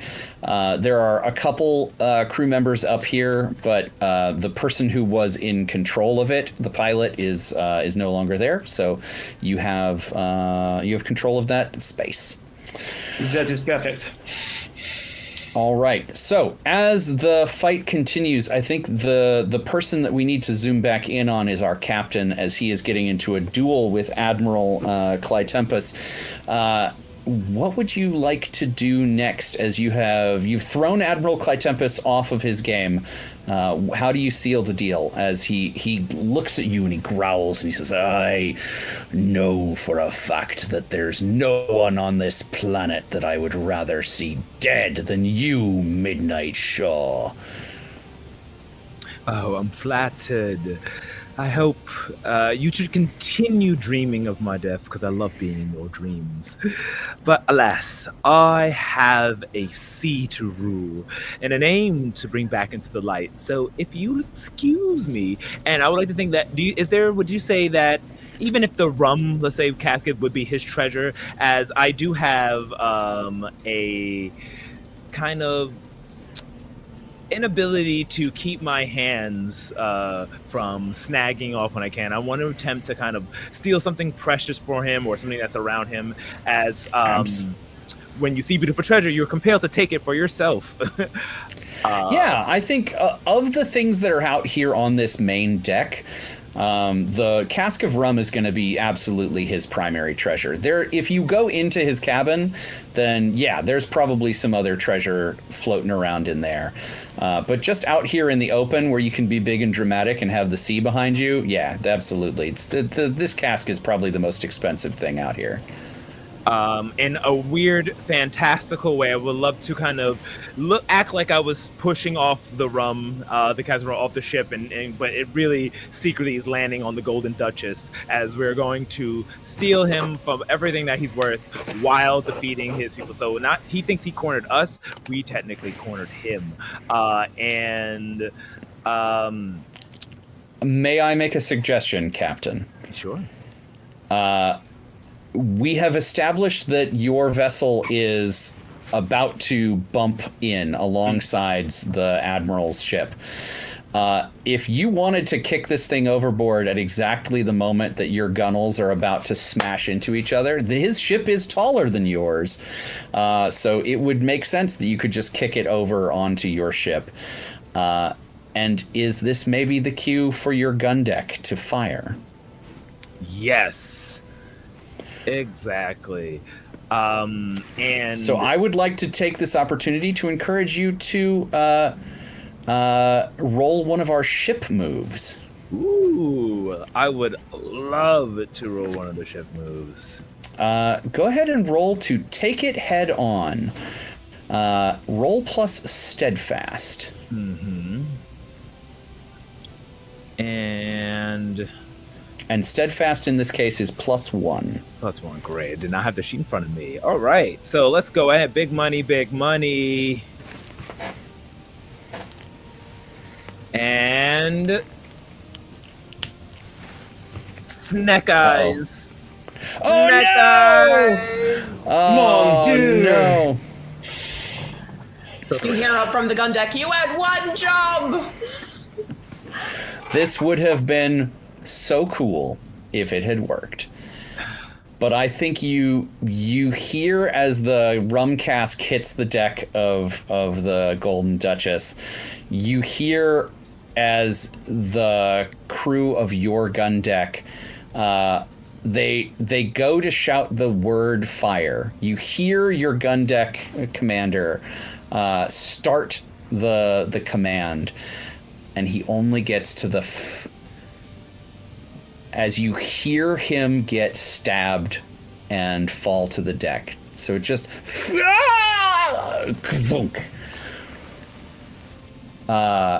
you look down and you see streaming out of the porthole, or out of the gun ports, where our dear Montebank just went in not long ago, are the pirates of the enemy vessel, or not the pirates, but the navymen of the enemy vessel, as they choose this opportunity to move from their gun deck to yours.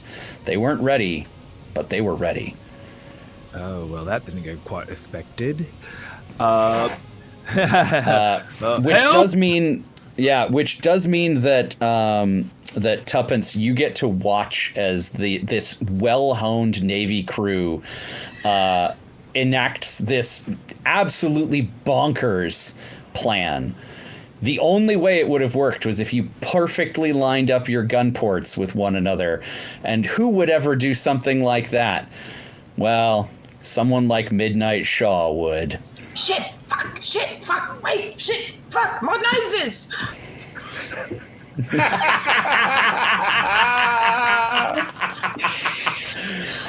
Perfect. And which one of the beings, either Tuppence or the demon, that's saying shit, fuck, my noses? We don't know who's who. Maybe it's in tandem. I think they both agree on this particular point. Captain, that was a move that happened around you. But I will say, if you would like to do a second thing, perhaps from your own playbook or the basic moves, I will allow it as well as we continue the narrative forward. The Admiral leans over. I think the Admiral leans in at this moment and takes the opportunity to twist the knife. And this is where you're actually going to take a damage from him, but it's emotional. He says, I guess I know you better than you think, huh? Well, ow, that hurt. But it was all part of my plan. I knew exactly this was going to happen. I knew it. Because. And I will start to look around, and I would like to use Mastermind. So when you encounter an obstacle while leading your crew, you may spend a bond with an involved crewmate to explain how you plan for this and twist fate.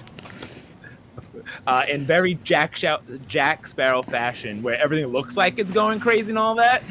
Is he just winging it, or was it all part of his plan? I kind of stumble backwards, and I would love to involve. So I think you were headed towards doing this, but I just to explain the mechanic here, or at least how I like to adjudicate it. What I would like you to do is engage one of the other players in doing a move for you, and twist fate is how they are prepared to do it and in position to pull it off. So go ahead. And I was gonna call on our Mont as she is probably but looking for noses. Who knows? Just coincidentally at the same time, maybe in an animal form. I would love to also engage her in her ideas, but to use it so either I tumble and fall into you, and perhaps we, through your actions, though I'm totally making it look like it was all my plan, we get some, or put a stop to the Navy, I guess, in this case. They're coming over to the ship. That's actually most dangerous part. They're on board your boat now. Yeah. Oh, yes. We wanted them to get on the boat because your amazingness will shine through hidden demonic powers or something of the sort as we try to. You and your crazy jokes again.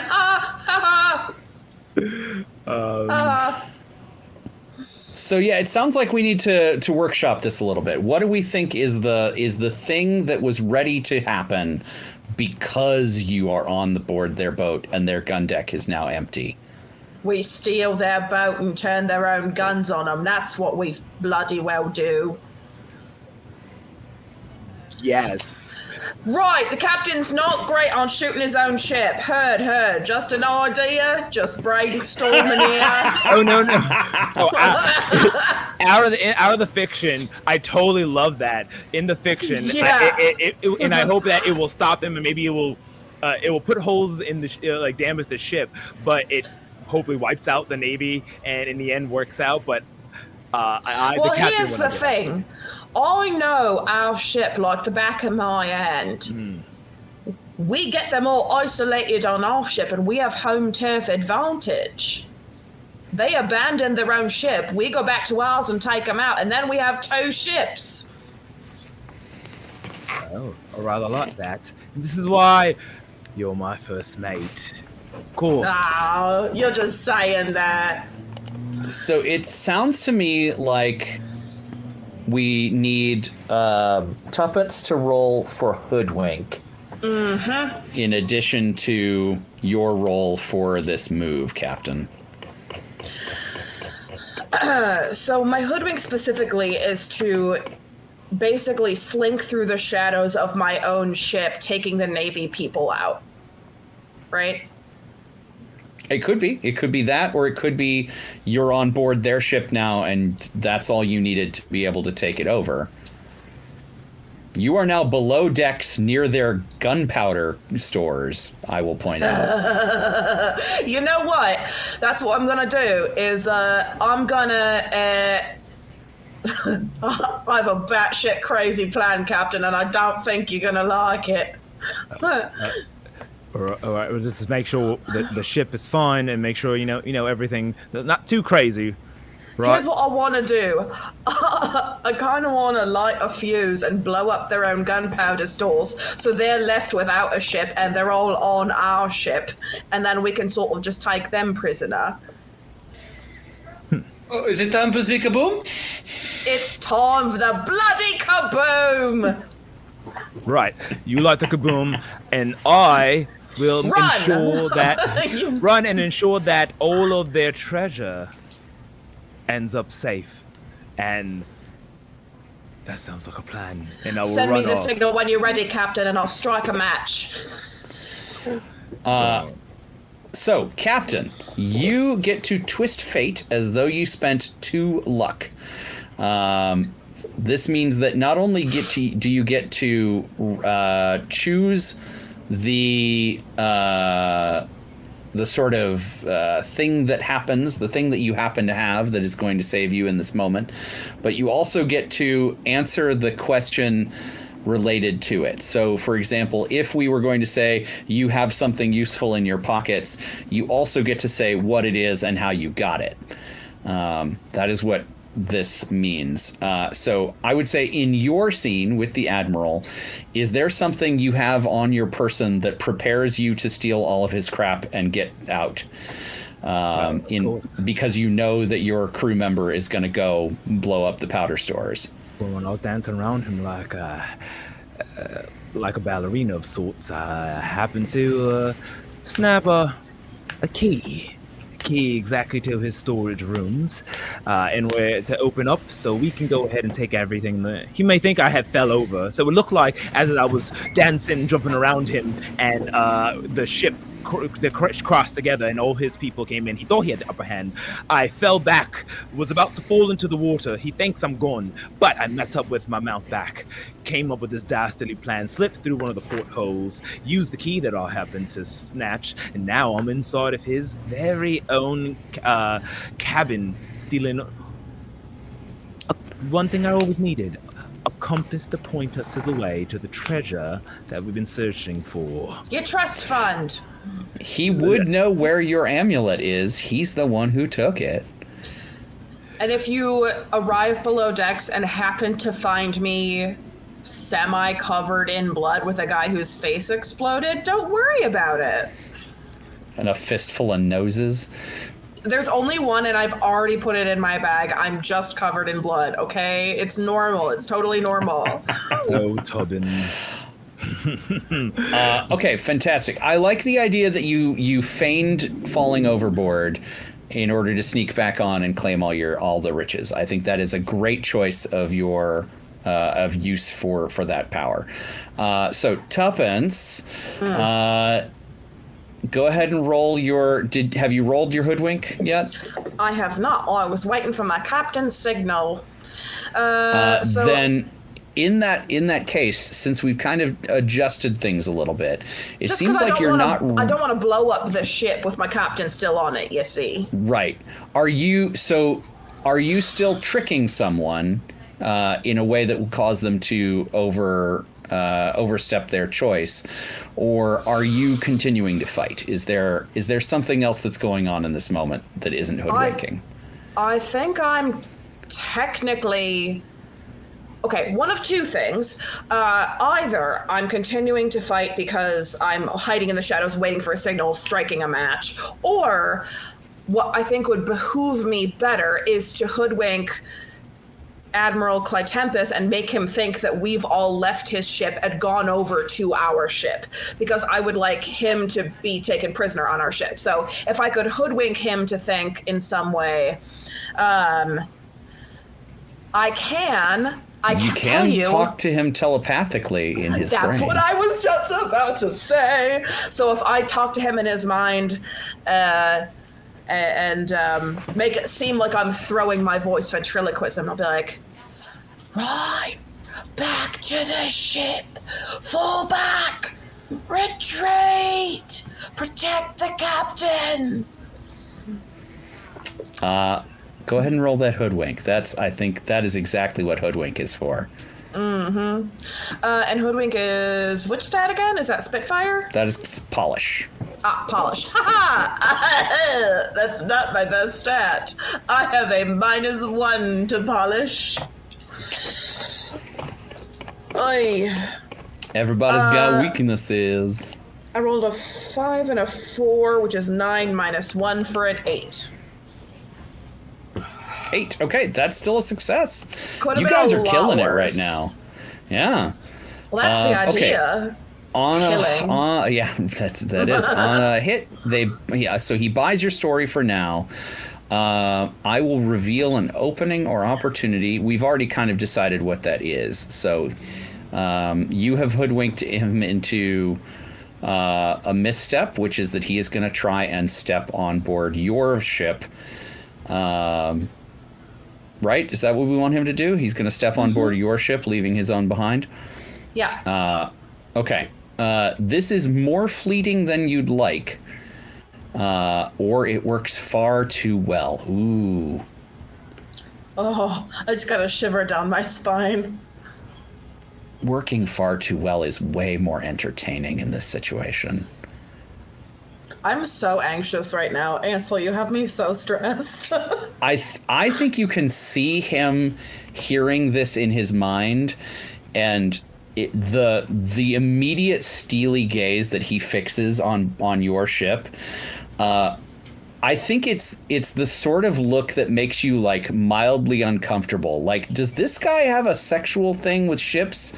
Does he? Oh my god! Like, he's so hot, but so weird. It's inappropriate. It's inappropriate the way that he is looking at your vessel. Is he gonna go in the porthole? Yeah. There's a knot in the wood somewhere that's in trouble. Yeah, the first but mate's yes, not. so I think you see Admiral Clytempus eye up your ship with a desirous gleam in his eye as he strides across the deck of his own vessel, looks down at the gap between his gunnels and yours, and just jumps the distance, landing full two feet solid on your deck with this loud thump, scattering a couple of your crew members who don't want to have anything to do with this Henry Cavill-esque dude. You need to stop describing him as Henry Cavill because I'm gonna become attracted to this evil admiral. Hey, you are allowed to lust after the bad guys. That is encouraged. So that takes us to Jezra, who has been patiently standing by on the back end of the vessel, which now has no captain on board. But of course, is the cask of rum, did this make it to our ship? Yes, it did. It's on your deck. Fantastic. I would like to make the jump over to our ship as well and kick it over so that it rolls under the feet of the Admiral, hopefully tripping him, perhaps causing him to fall, to drop his weapon, who knows? Amazing. This sounds like you would like to use a clever trick. I would indeed. Let us see. Vinegar is my best stat, which is, fortunate for that, is a 7. 7. Okay. Your trick works, but there's a catch. I think that the swing over is going to... It's going to cost you the control of the enemy ship's helm. There's right sacrifices. Right now you have full control of the enemy ship. You can do whatever you wanted with it. By going this route, you are committing to your own ship and the act of messing with Clytempus, which is a great choice. So yeah, I think as you swing away, you can see the crew of Clytempus's vessel regaining command of their poop. I have been informed it is time for the kaboom, so this is okay. That's true. You do know that their gunpowder stores are about to go, so there is that. Speaking of, as you are all now... the captain is still on board the enemy ship.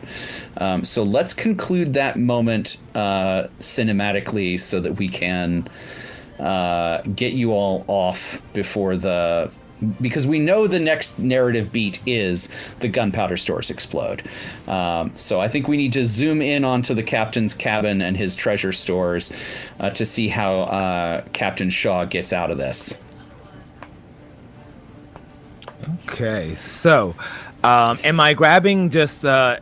Does he have the So he doesn't have the actual treasure or the medallion. It just he doesn't have the medallion. No, just he will have lots of other random treasure, which we can define once you've had a chance to count it.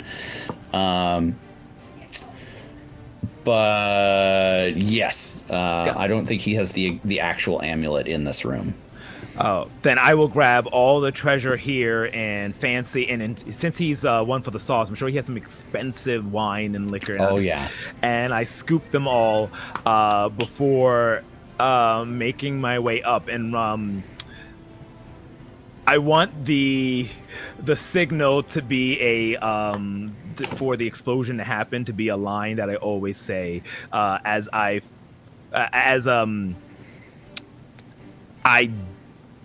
jump out of the porthole and use my faithful shank to rise back up. So it looks like the admiral probably saw me go down, looks down, and I pop back up with all of the like jewels and gems and things that he has in his liquor, and I go ahead and said, you thought me gone, but remember the hour when midnight rose. The sea held his breath, and of course, mischief is always on the horizon. Till next time, Admiral. And probably because my name is Midnight, and I would think like at that point the explosion goes off and I fall back in some comedic way because my character cannot be serious. Yep. So Jezra, as we've established that you are pulling off a clever trick on Admiral Clytempus at this point, I would like to give you the narrative conclusion of how does he end up no longer on your ship?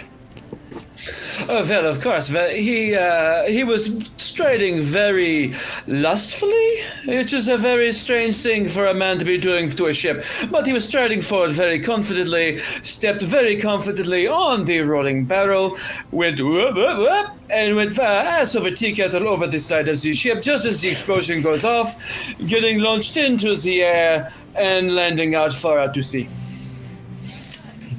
So he gets team rocketed out of the scene. Precisely. He flies so far off into the distance, there's a little star wink, and amazing. I love this. As Admiral Clytempus flies off into the distance and his flagship explodes into splinters, the other two vessels, which were moving in to get a more advantageous position, quickly turn their rudders to get away from you. And I'm going to go so far as to give you guys an opportunity to fire on one of them as they retreat. So would someone like to go ahead and fire, or to go ahead and roll Take It Head On? May I, specifically because if we remember in character creation, one of the things I took was that I'm mostly fireproof. So if at all possible, I would love to have a cool flavor moment where the ship explodes and everybody's like, oh my God, they must be dead.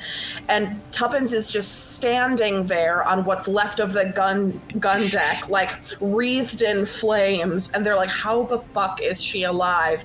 And she just says, hello, hello, and lights a cannon, one of the flagship's last remaining cannons, to like shoot it as the ship as they leave. Hell yeah. Yeah, go ahead and roll plus steadfast, which is +1 for you guys.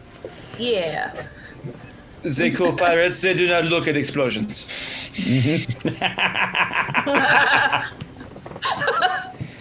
Yeah, what my best friend said. You said +1? Yep. That's another 8. Heck yeah. All right, so you can fire this cannon on them. They are completely ready for you, but that does not help with the damage that this retreating vessel is going to take.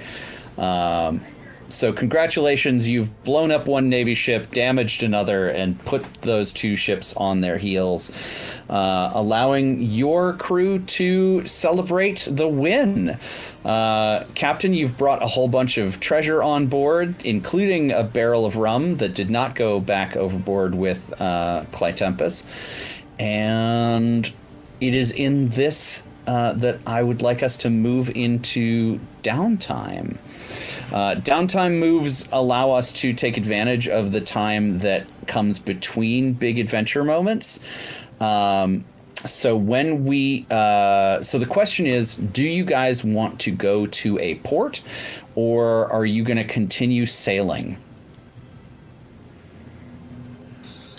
If you stop in a port, then we get to do some downtime moves that can do things like give you extra luck, give you leads on your next leg of the adventure, let you perform magical rituals. Do we have Navy prisoners on our ship? You do. You may recall that the entire gun crew leapt on board your ship right before it blew up. Then I would like to report to my captain as my duty as first mate before we decide where we're going, and just a little check-in, Captain, my captain. Would you prefer that I, as your first mate, determine the fate of these here prisoners? Noses. Sorry, got an itch. Is it not scurvy, right? Remember, if you drink lots of citrus and oranges, that's what I've heard. No, of course I will leave it to you. I mean, you're smoldering, of course. Very impressive work. She's Yeah, literally are you still a little on fire?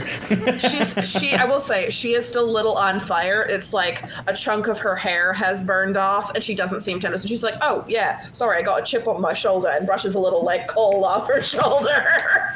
I would like to take the hanky and put out a little smoldering patch and be like, oh, you've missed a spot. Oh, you're too... I almost did French, too. You're too kind. Well, right. She's bilingual. Bilingual. That's right, I take 2 tongues. Wait, what? Right, to the brig I go then. Noses. Sorry, you it's just all right. our allergies. There it is a lot of the ash in the air. It is fine. Yeah, I'm allergic to salt.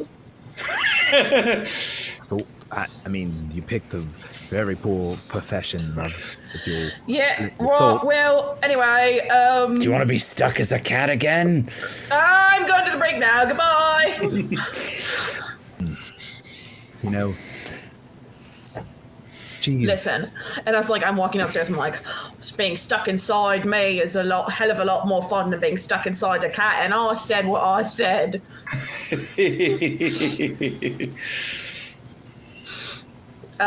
think I'm gonna head down there. to the, Yeah. Mm-hmm. yeah. I'm gonna head down joke's to the been made. brig to take care of my quota. Those poor sailors, they have no idea what is coming to them. Yeah. Oh, I'll definitely throw my good friend Jezra just a little bit of. Jezra knows what that scratch is. Just a little bit of a twitch. Mon Capitan, perhaps we should have opened a bottle of this wine and celebrate, yeah? Well, all right. You yanked my chain. Why don't we just have a nice round over, shall we? But of course, Mon Capitan. You know, I'll fall for your tightrope anytime. I think Shank nuzzles your shoulder as you're weirdly flirting with your crewmate. Yeah, no, Shank. It's you're cramping my myself. Yeah, let's have a drink, and we'll awkwardly leave. Amazing. Okay, so this does the question does remain if you guys want to go to a port or continue sailing. Well, if we have the prisoners, it seems wise to turn them in for a ransom, a reward of some sort.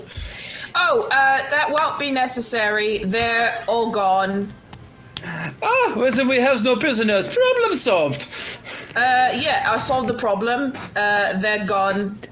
Gone where? Tell them they smell awful now. They smelled so bad. You know, they smelled like manners and etiquette, and they smelled badly. They smell badly. They smelled badly of lace, doilies, and fine breeding. So I just, trusty old Plank walked him right off. Did anyone know where the mop bucket went? There's just weirdly also a lot of blood down in the brig for no reason. Unrelated. Vincent, perhaps we should go to the part and do the deep clean, yes? Unrelated, you go clean the brig. But of course, and away I go. Oh, not you! And I point to like a random crew member behind you. I shall do the supervising. You cannot just... Yeah. I'll like head over to Jezra and be like, I gotta get out of here. We gotta find a port or something. It's happening again. But of You're course, pretty sure that crew member was a Muppet. 100%. Which Muppet, though? Oh, Rizzo the Rat, of course. Yeah, Rizzo. It's got to be Rizzo. Nice. Of course, ma'am. Margaritas at the midnight buffet. Let the lamp, let the rat, let the lamp, let the rat! My people. Okay. I will turn and say to Jezra, either she's bewitched or brilliant. I'm right here, Captain. I'm right here, standing right next to him. And the answer, it is brilliant, of course. Of course. Bewitching and brilliant. That's what you said, isn't it? It is, of course, what he said. But yeah, exactly. Your beauty is bewitching and as brilliant as your mind. Careful, Captain. One look at you and I nearly dropped me dagger. All right. Port to starboard, and I awkwardly leave, making my way up. Did I fluster the captain? And the award for horniest ship goes to... Is that not what this game is about? It is absolutely what this game is about. So we're playing the pirates. Yeah. Pirates, Temptation, Vice. Yeah, hell yeah. That's me. I'm Vice. I believe that makes me the temptation then. Ooh. Well, we all knew that to be true. All right, so I need someone to roll Navigate. Well, Captain's got the charts, hasn't he? Mon Capitan. I was hesitant, but come on, at those snake eyes, but maybe. Okay. You're going to be rolling plus Spitfire. Okay. I believe I have. What is my Spitfire score? Oh, here it is. Okay. -1. Amazing. So that went from an 8 to a 7. So it's still between a 7 and a 9. Whew! Just made it. All right, so we are going to encounter trouble on the journey that we must contend with before we reach our destination. As you are approaching the nearest port, which is at Hookjaw Head, I think the lookout up in the crow's nest calls down to you, Captain, that the ship is approaching a strange whirlpool, and it's not on any of your charts.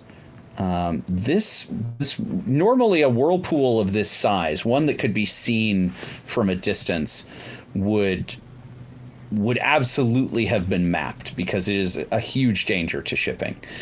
And as you are observing that it's not on your charts and that it's way too big and absolutely a danger to shipping, it starts to pull your vessel into it. So, what do y'all want to do as your ship is slowly drifting sideways towards a whirlpool? I would like to clamber up the crow's nest and take the telescope from our lookout and get my own eyes on this whirlpool and perhaps see if there is something unusual afoot. Here you go, Master Blackhand. Thank you very much. You are too kind. I'm only one kind, but, I'm working on the second one. Well, I have the faith in you. You will have it in no time. Oh, thanks, man. And I believe this is a size up. Yes, absolutely. This is a size up. And that is the snake eyes. Oh, no! On the plus side, that is the experience. Yep. Oh, yes, this is a good point. Anytime you've failed, you should be marking experience. Thank you for saying that out loud. Okay, does it specifically say what happens when you fail? No? Okay, great. I think that I don't want to take away the spyglass, but I think that as it was handed to you, the crew member accidentally, bumped it in such a way that the lenses all fell out. So you comedically lift it up to your eye and you're just looking through a tube now. So it's going to take you a while to get the spyglass reassembled because you have to pick up the lenses and get them back in there and reattach all the fittings, and it's a whole thing. So surely craftsmanship. This would not happen in Ismerda. The captain always cheaps out on the spyglasses. You gotta make the coin stretch. We only have so many doubloons and a fortune to find. You gotta spend doubloons to make doubloons. And we've all out right now, so now we have to make them. Yes, of course, we've got to spend them to make them. I've got one of our deckhands hammering out some fake doubloons down in the cabin. Do you want me to tell him to keep going? Yes. Kevin, keep hammering! All right, just don't take any more of my fingers. Poor Kevin. All right, well, that didn't work. So, Captain Tuppence, any ideas about what you want to do about this whirlpool? I do have an idea, but it's kind of scary. But I've never played this game before, so I would like to make kind of a big decisive choice and try and call upon this demonic power and unleash the power and use my bargain with a demon for something. Essentially what I want to know is how can I unleash some kind of magical power that this demon gives me to get us out of this? You tell me. The way that your magic works is how you describe it. I think I'll just talk to him. I'll just, he's soft-spoken and devilish and he loves attention, so I'll just say, right, I got you your noses, I scratch your back, you scratch mine. Of course, I love the noses you brought me. Tell me what is it you have in mind? Either tell me what's waiting. You just get the whisper of breath on the side of your neck. God, you always just... Either you tell me how to thwart the currents themselves, or you tell me what's waiting for us at the bottom of that thing, and I'll just stop it. I like a little chaos. I'll give you a choice.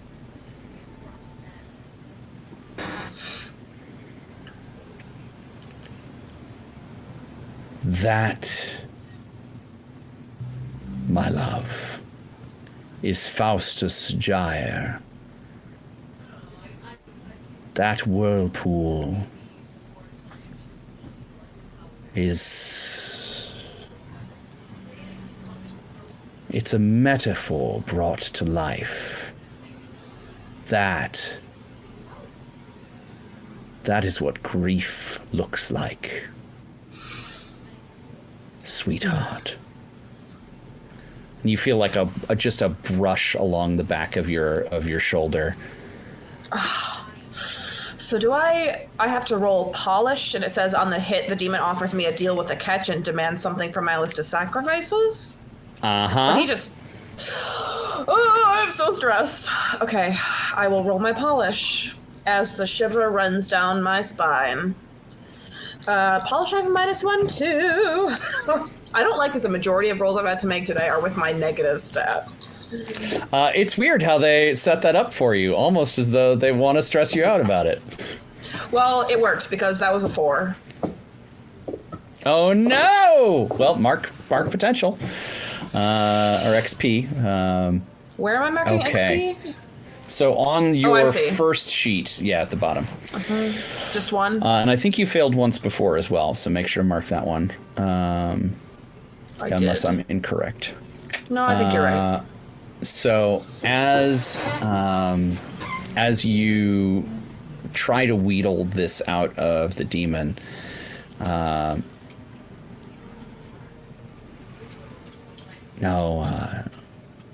I hate to do this, but I've got a dear friend at the bottom of that whirlpool. And it'd be a terrible shame if you never got to meet them. And then there is a noise like bat wings as he just sort of like leaves your presence. God, I would rather fight a sea serpent than tolerate that insolent ink blot any more than... Oh, hello, Captain! Did you say Yep, it? Cap, it's up to you. We know a little bit more about this whirlpool now, if Tuppence is willing to share, but Listen, it doesn't help Captain, you get out of it. What do you know about a gentleman by the name of Faustus Jaya? Does that mean anything to you? Would that mean anything to me? I think that you probably know the name Faustus Gyre because it's not a person, it's a legend. Oh, shit. Faustus Gyre is a haunted whirlpool. It is, according to legend, one that shows up randomly across the world, sucking in ships and dragging them down to the underworld itself. There are some stories of people so lost in grief that they throw themselves into the gyre to join their beloveds in the next world. But it's not supposed to be real. Granted, you don't have any real authority that this is Faustus Gyre. It's just a weird thing that your first mate said. Are you sure you're not a little... like, the heat didn't get to you, not right, love? Because Faustus Gyre is just a wife's tale, a scary story you tell children. That is just a regular whirlpool that... I think we best go around it so we don't end up destroyed in, my ship. Right, here's the thing, Captain. The crew's pretty superstitious. They tell stories. And, you wouldn't want to make them feel dismissed or invalidated, would you? I mean, if they were to say that they believed firmly this was Faustus Gyre, you'd want to take them seriously, wouldn't you? Well, all the more reason to not go anywhere near it and go far around the whirlpool. Ship, the navigator, hands, while we're still getting closer to it, I can hear it. I can see the swirling pools. I've been trying to tell you, Captain, we're being pulled in. There's nothing we can do. Right, so that's what I was trying to say. What if, this is going to be crazy thought, what if it was real? Just like, go with me here on this. All right. If it was real, well, then I suppose we'll probably end up in the bottom of the underworld, facing grief of those who killed themselves and probably go mad in our own despair. Right, but it's not real, so we're fine, right? Yeah, but what if it was? How would you get out of it? with all your brilliant captain knowledge and whatnot, hypothetically. Well, perhaps we can maybe do some shenanigans. We still have some our cannons, gunpowder, fire. Perhaps using that to adjust our trajectory or something like that. You know, I'm a captain. I'm not really a mathematician. Perhaps I'll leave that to the more learned hands. I just stand here to look beautiful as I look up, pose. My hair is flowing in the wind, and I spritz. Captain, Oh my do you God. have any luck to spend? No, you don't. No, I don't. Neither do I. Okay. So I'm like, how do we get out of this whirlpool? And he was like, my job is to stand here and look pretty. You don't pay Like- me enough to think. My captain, they are the most luscious locked captain I've ever seen, but good lord, in a pinch. Jezra, you got any ideas? As soon as I am finished putting the spyglass back together, this shoddy workmanship, I will see what I can see, but for now, we are being dragged into a whirlpool. Perhaps we go to the bottom and see what is there. I was afraid you'd say that. And I think I'll say, like, to myself, but not really to myself, wink, wink. All right, then, have your fun. Well, she's a strong ship. We're adventurers. You know we're sinking us on the bottom of this whirlpool. I say full steam ahead, mates. Directly into the eye of the whirlpool. Let's not shy away. We don't run from adventure, lads. As I command the navigator, or the person steering the ship, the helmsman, to go directly into the whirlpool. Incredible. The ship is tossed and thrown as you steer across the current that leads to the eye of the whirlpool. The whirlpool definitely wants to take you in there, but it wants to spin and twist the ship as it goes. The Golden Duchess is thrown back and forth and tottered bow to stern as it crosses the sort of lines of current to make the way towards the center of the whirlpool. Captain, are you attempting a wild gambit here, or are you actually driving your ship into the underworld? I'm going to go for a wild gambit here. Okay. So do you think that by crossing are you doing the thing from Solo where you drive so close to the center that it like kicks you back out the other side? Is that what you're trying to do? That's the attempt. Go right to it and go past it, because all in all, like, going into a whirlpool is not a good idea, period. So my goal is to like not run, shy away. It's like quicksand. If you fight, you'll go in deeper. Not that makes sense here. It doesn't matter. He's gonna attempt to do a wild gambit indeed. I love this. Okay, so the captain's making a big, bold move here. This is going to be a wild gambit, but it is still just a roll of navigate. Do you, Captain, want to command one of your crew members who might actually have a Spitfire score worth looking at to take the helm for this moment? Tubbins, grab the helm. Well, Jezra, is your Spitfire better than mine? You It is gods not. know. Negative one. You have a 1. We both have -1. You have a 1. He said, what? These hands? On wood? I would never. I do not have the head for the charts and the stars, and it is also confusing. Right, I've got to do everything myself then, as per usual. I yell at a random deckhand. So I'm rolling just straight Spitfire.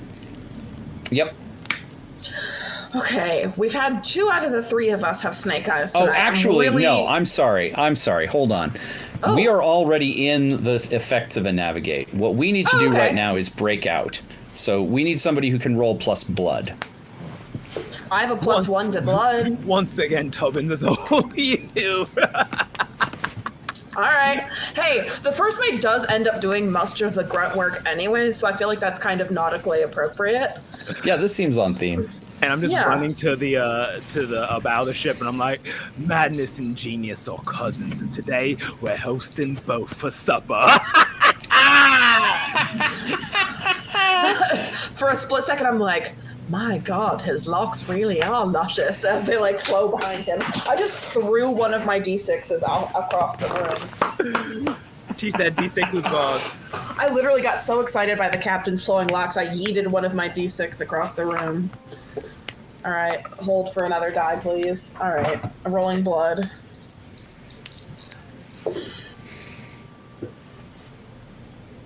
That, my dear friends, is an 11. Hell yeah. Incredible. The new That's what we D6 like that to I see. didn't eat rolled a 6. There it is. So stressed. Okay.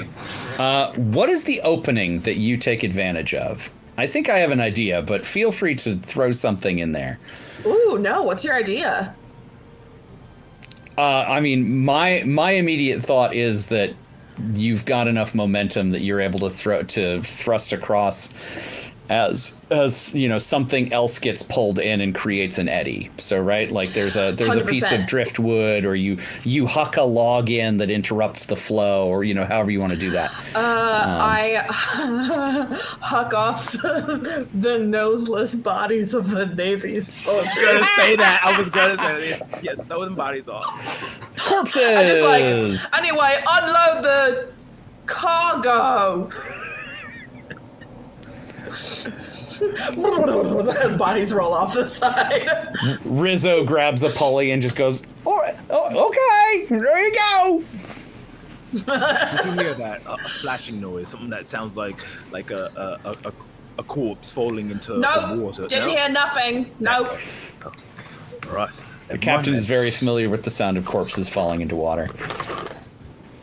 That's true. All right, with an 11, you did it. You just get out. Like, that's all there is to it. There are no caveats. And that takes us out of navigation. You have successfully escaped Faustus Gyre and found yourselves in Hookjaw Bay? I think I start like cussing myself out, like telling the demon to go fuck itself. You thought me had your clutches. The sea might be restless tonight, but not half as restless as I am. Mad and brilliant. That one really knows how to steer a ship. I must admit, I am still curious about what is at the bottom of this whirlpool, but another time perhaps. Yes, Jezra. Another time. Sorry, got a twitch in my eye. But Jezra, I mean, if you want to get to the bottom or something, I'll have a 1400 year bottle here. We can get to the bottom of if you want to more having a drink. Let's see why makes a next consolation prize. Because I kind of smile.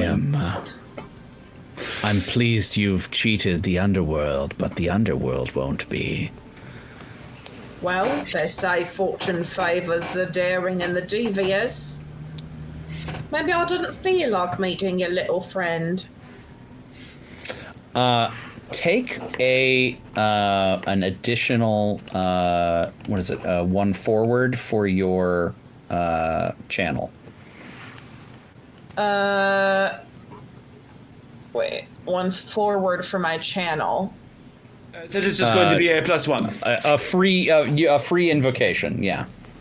Ooh, I just get to pick a new one? No, like you get to use it. I'm giving you in the future. Heard. You get to use one of yours without having to roll for it. Great. All right. Cool. So we arrive in Hookjaw Bay.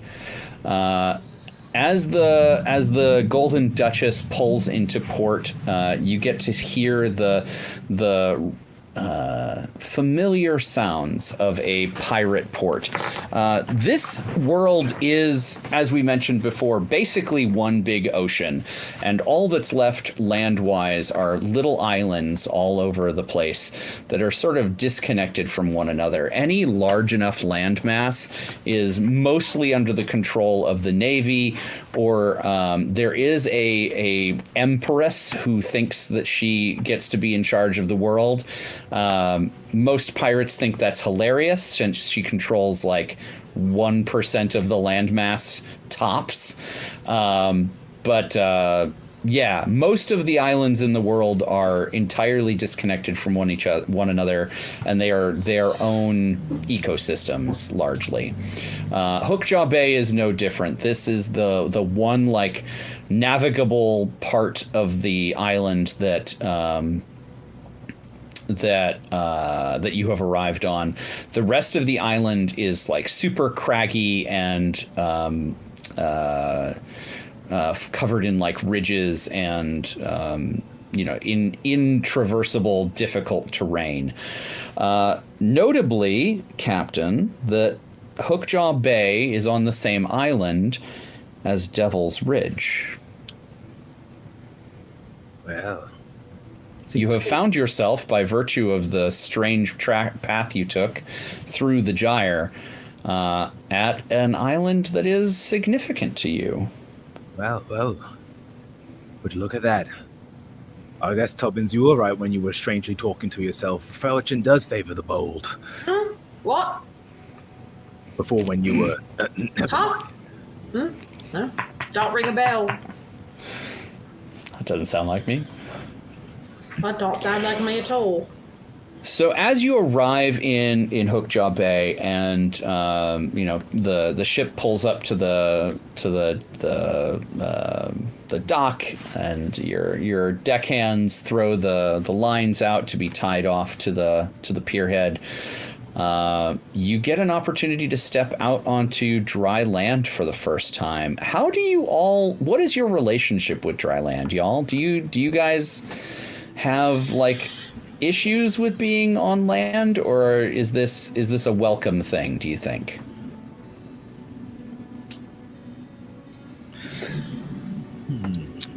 Just what do you describe or define issues? Like issues of us being like with like the people here, or us just like ourselves, like we get sick when we're on land or something like that? Either, yeah. Either of those is an option. There are some people who live at sea because they find the lack of movement on land distasteful. And that includes not just like the land being stationary, but also being in one place. There's a threat that you might get stuck here, that you might get arrested, that you might run afoul of enemies or some form of law. There's a lot of stationariness about being in society on land. But maybe that's great for you. You are a person of society. All three, you and Jezra at least, are both people who have a broad external presentation about you. So maybe you love being in port. I could see equally, though, port being something that makes you nervous. It's a place where you lose things or are in danger. And Tuppence, I think the same sort of thing goes for you in the opposite direction. It's funny about a place where you could lose things or being in danger. It's just so interesting how often people on land might find themselves in those kinds of situations. So many new people to murder here. What? Huh? Nothing. The islands, they are fine for a time. They are good for the drinking, the dancing. But after time I get restless. There are always new horizons, new things to see, new wines to drink, new people to dance with. Yes. Yes, dancing. That's Dancing right into my knife. What? It is a type of dancing. And even though probably I shouldn't be out there, of course, you can't become a famous pirate lord and become well known across this large sea without making face. So yes, of course, we might find some bounty hunters. Yes, we can get arrested. Yes, I made enemies on every single island that we pass by here, for one reason or another. But that's all part of the game, isn't it? Well, you're cast. sure. You cast waves wherever you go, Captain. Of course. If you wish to join the ranks of the Pirate Kings, you must make a splash, as they say. Technically, I don't think you can even be considered for Pirate Lord unless you've been arrested at least into the triple digits. This is true. This is true. Well, I'm nearly there. I think I'm about 5 or 6 shy, but with you two by my side, I'm sure we No, get out it's of it. only 5 shy. Remember there was that one time with the bananas. Oh, right. I don't know how I fit it up there before, but we got it through, one way or another. I've never been more impressed.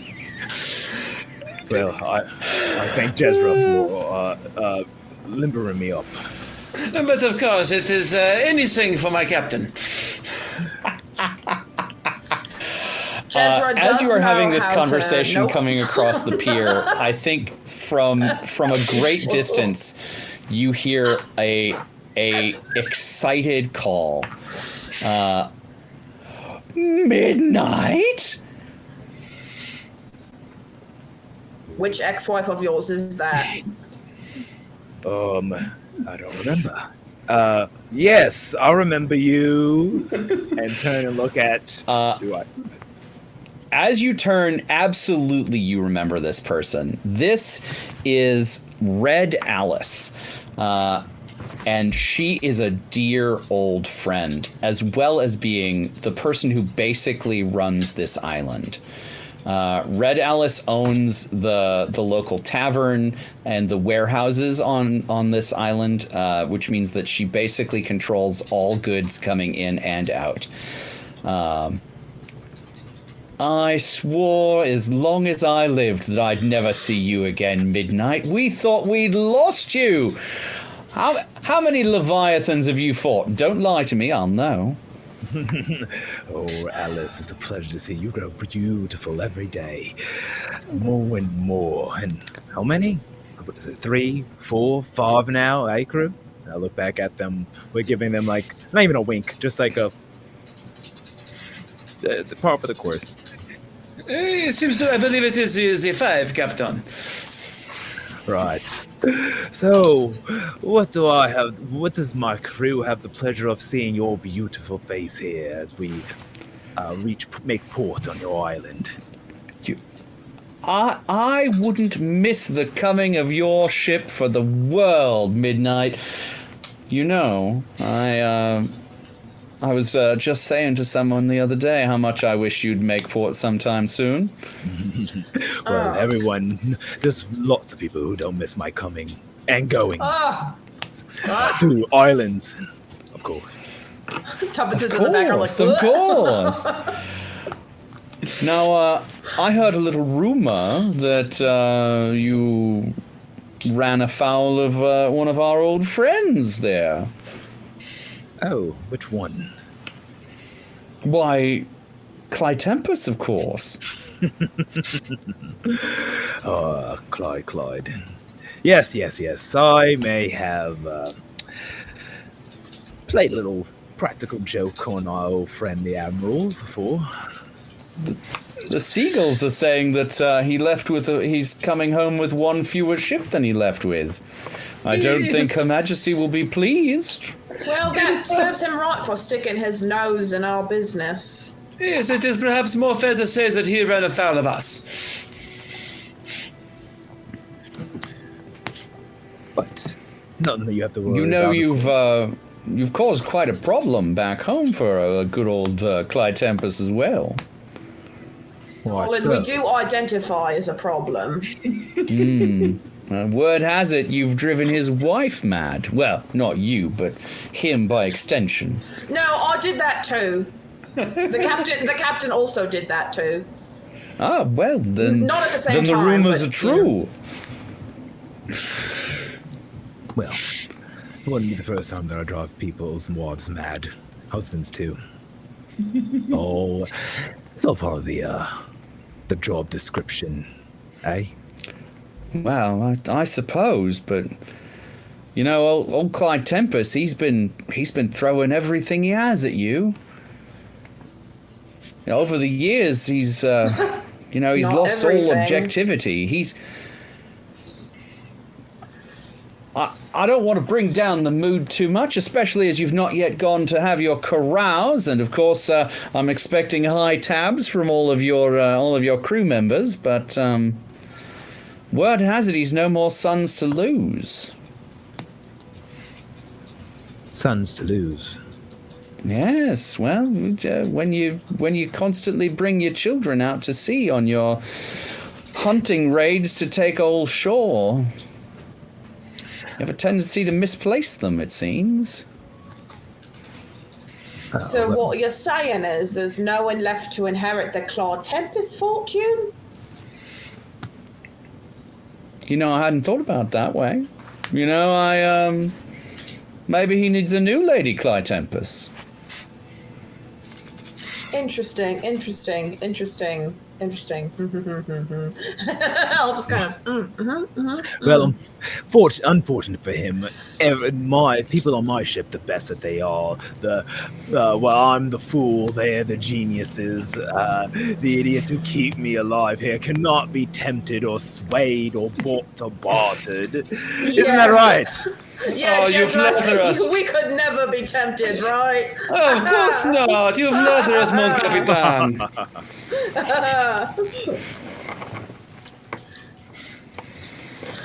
You gotta take that I'm guy's like- house. I'm like clutching Jezra's arm, like, yeah, never. Take his house. You gotta take that guy's house. Oh God. Sorry. What?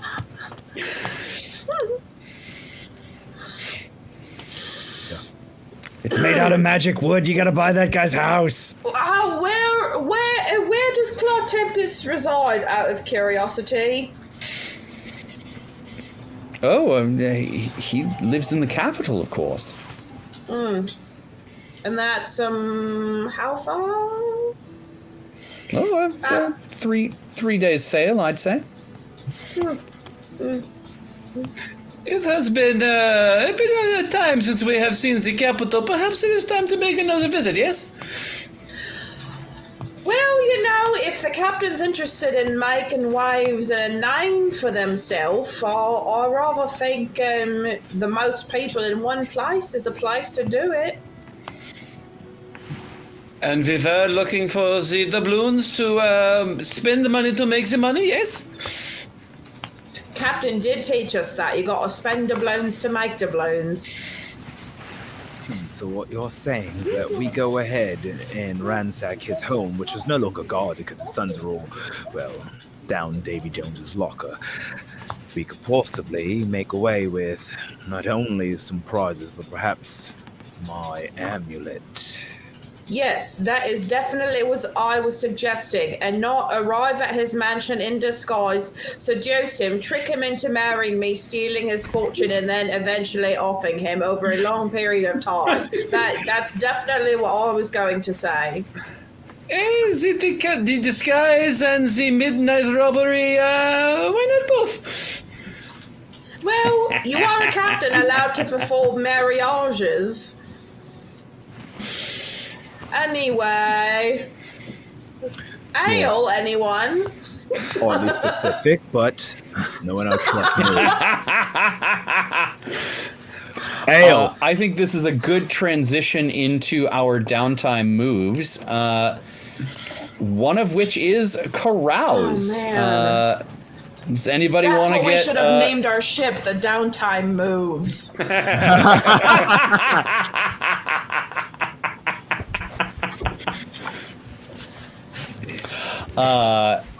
So as we begin downtime, everybody gets to roll. I'm gonna enter port, rest a while, or roll 10. Okay. You aren't currently on an adventure. Begin a downtime. You're being actively hunted. You must pay a treasure. We're not going to do that.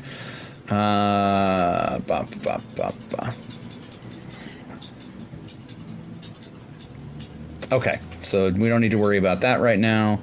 So, as you are here, there are a few choices to make about what you would like to do while you are on this island. You've been given a few hints about things going on out in the wider world, as well as the things you already know from our character generation. We've met Red Alice and Clytempus, so both the ally and the enemy of our captain. We know that your Carney friend is floating around somewhere, although we haven't met her on camera yet, but just trust me that she'll show up, because that's how narrative works. And we have not yet seen any of the actual marks on our Montebank's hit list.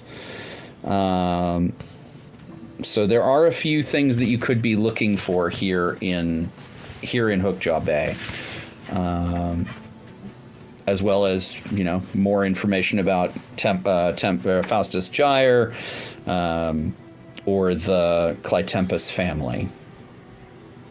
Or some other fourth thing that I am not thinking of. So, what do we think? Do we want to make dubious friends, carouse, test your bonds with a crewmate, gamble, investigate, perform a ritual, or tinker with something to make some stuff?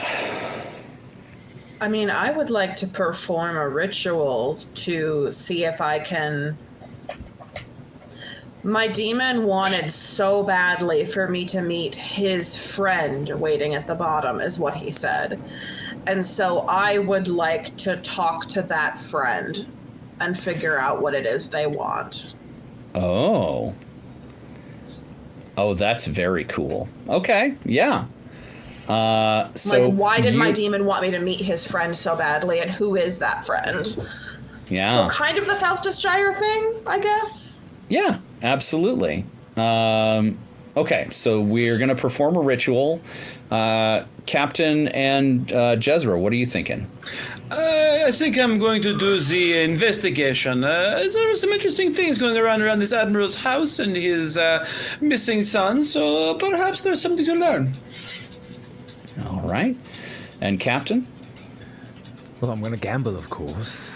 Hell yeah. So I'm going to try to get... If I learn something out of it, that's good and all. I know that my treasure might be somewhere on this island buried, but, I always want to make more. You got to spend doubloons to make doubloons, so we're going to go ahead and spend them while gambling. Love it. Okay, so let's start with that gamble roll. Alrighty. So that's going to be plus Spitfire. Mm-hmm. And I got a -1. Oh, jeez. Oh, you mean that's the score you are adding? Gotcha. Oh yeah. That's how did you even manage that? Okay, so that is going to be a 6 because it's 7 minus 1. So it's 3 experience so far. Yay! Yay! Oh. Because of our altered rules for this one shot or two shot, you get to choose a playbook advancement. Nice. I'm going to look over that as I wallow in the defeat of the gambling that is about to happen. Yeah. So you are going to... do you think you owe someone a treasure? Or did you cheat and got unwanted attention? Oh, cheaters always prosper. It's all about not getting caught. Though someone may have seen me, because a pirate lord can't lose. So I think I cheated. Get that treasure and get unwanted attention from... or someone dubious or dangerous, I would assume. Yeah, they didn't finish that sentence, did they? They did not? But we know what that meant. Okay, so yeah. So we'll pick getting unwanted attention. I think that's great. I'll make a note of that. All right, so let's go next to Jezra. Yes, of course. And the missing synthesis is apparently one from testing renown. That is going to be a 13. 13. Holy crap. The 11 plus the 2. Yep. All right. So ask 3 questions from the list. What can I learn about blank? Where can I find blank? How could I get blank to blank? What are the hidden dangers if I blank? Or feel free to ask a question inspired by those ones if they're too limiting. But of course, first off, what can I learn about the gyre, the Faustus's gyre? I'm curious. I think that you find out that there is an old salt who hangs out at Red Alice's tavern, who is one of those, established sailors who loves to tell an old story. And they call him Croc. Croc is happy to tell you the legends of Faustus Gyre.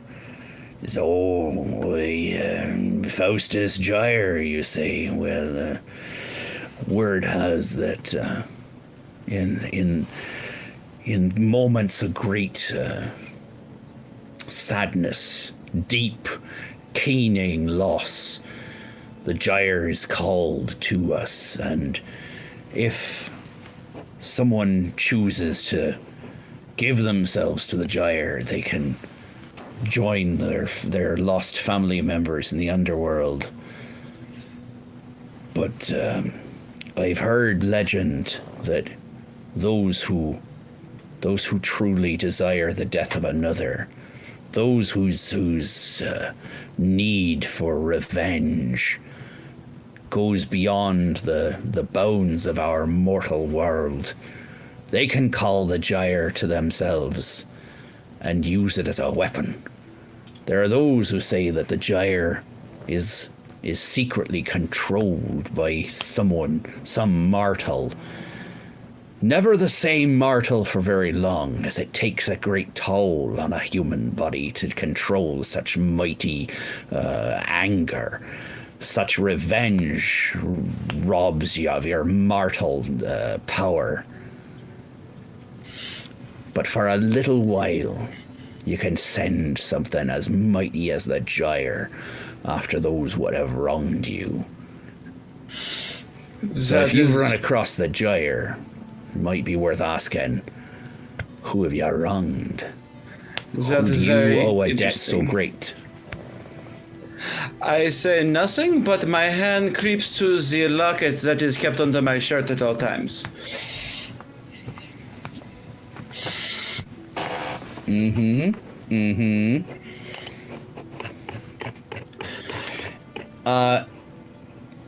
Tell us a little bit about that locket. Let's let the camera linger on that for a moment.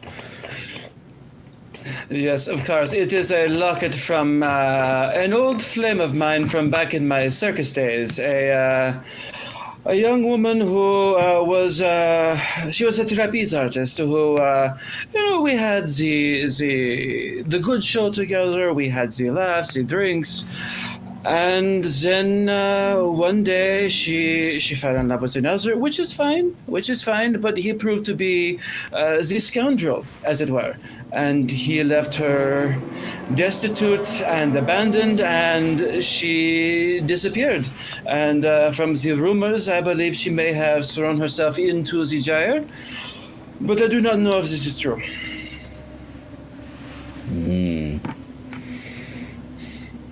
The memory takes its hold on you for a moment.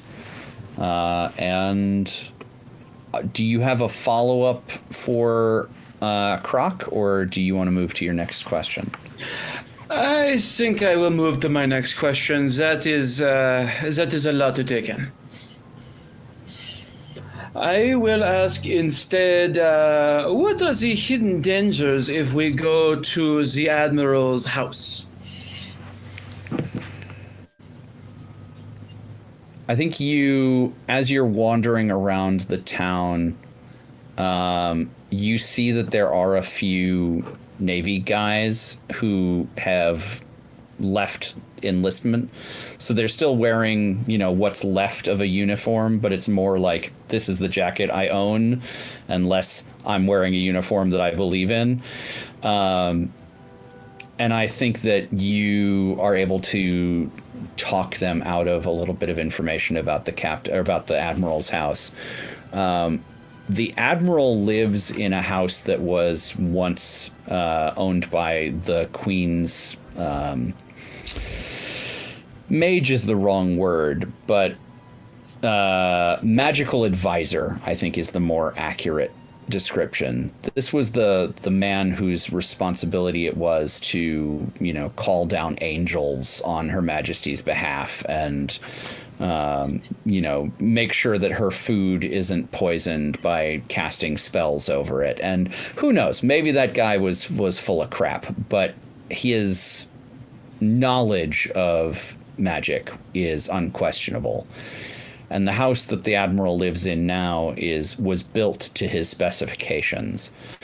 So there are lots of stories about, well, what would a man like that design into his home?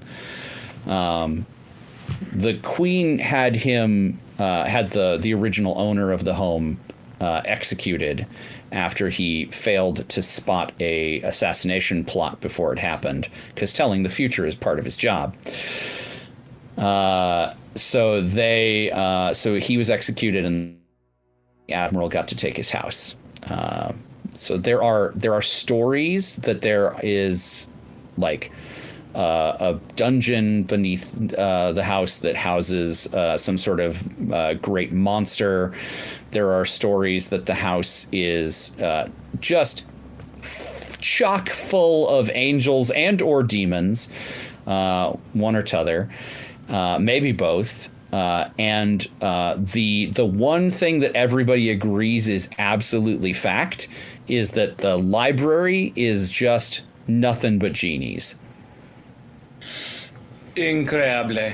Well, in that case, since we have these wonderful bucket heads here already, how can I get someone at the Capitol to assist us with getting inside? I think that they are happy to tell you that there is a resistance movement in the Capitol that would be just so thrilled to help you break into that house and mess up Admiral Clytempus's day.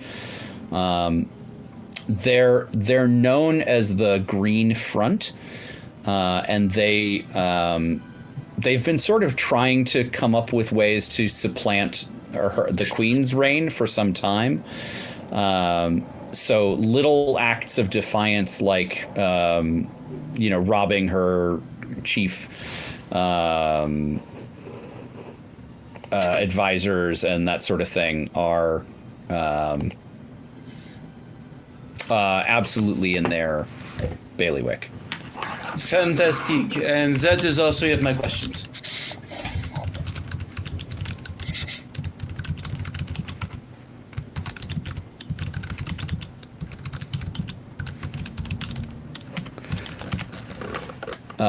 Okay, fantastic. So that takes us to Laura. Do you want to talk about?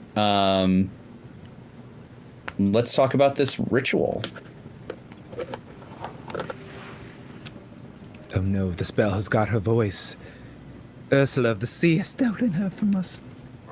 Curses! There it is. Sorry, it's just those pesky allergies I mentioned earlier. Right, well, so I was thinking I've probably gotten to know my demon a little bit, and I almost wonder if all I'd have to do is find a dark corner to sit and ask him really nicely. But I don't know if I trust him to give me exactly what I want, because he's a demon after all. So I almost wonder if I'd try and wheedle more information about Faustus Jar out of him and who his friend is, etc., and then see if I could use that information to enact some kind of ritual that summons whoever that friend is. If that makes any sense. Yeah, okay, so you want to wheedle the information out of your demon of who his friend is, and then summon that friend. Yes. Okay, we can count that all as part of that same roll, so that's totally fine. Okay. So I wasn't sure if that was too much to do or something. No, it's never too much to do. The moves in this game are intentionally elastic. Well, in that case, I also want to know how to summon Faustus Jaya. All right. And there's an orgy. And, yeah, I don't know. Yeah, that's fine. Roll plus Spitfire. All right. Oh, and so one thing I did find in the rules for mine what the unwanted attention is. Oh, yes, it's from the Test renown. Yes. 9. 9. Okay, phenomenal. It is not a 13, but it is a 9. It is not a 13. No, that would be very cool. All right, so you get to choose one of those 3 things. The ritual has unattended side effects, you need a rare component, or you are cursed or changed in the process. And then I get to pick another one. I already have a demon. What's a little curse between friends? Curses. All right. Love a curse. Always good. I think the more I screw myself over in the process of this game, the more interesting storytelling it will be. That is how this game works. Congratulations. I learned it! I win! You did it! You can go ahead and mark on your playbook that you are cursed. Put it under your troubles. First trouble of the game. Surprised it took this long. I am trouble.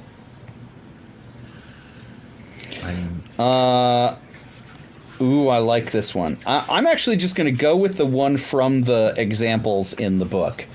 Oh boy. You can write what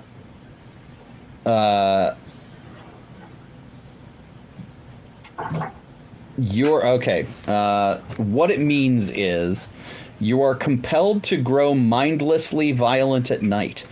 If you stand your ground, take a black mark.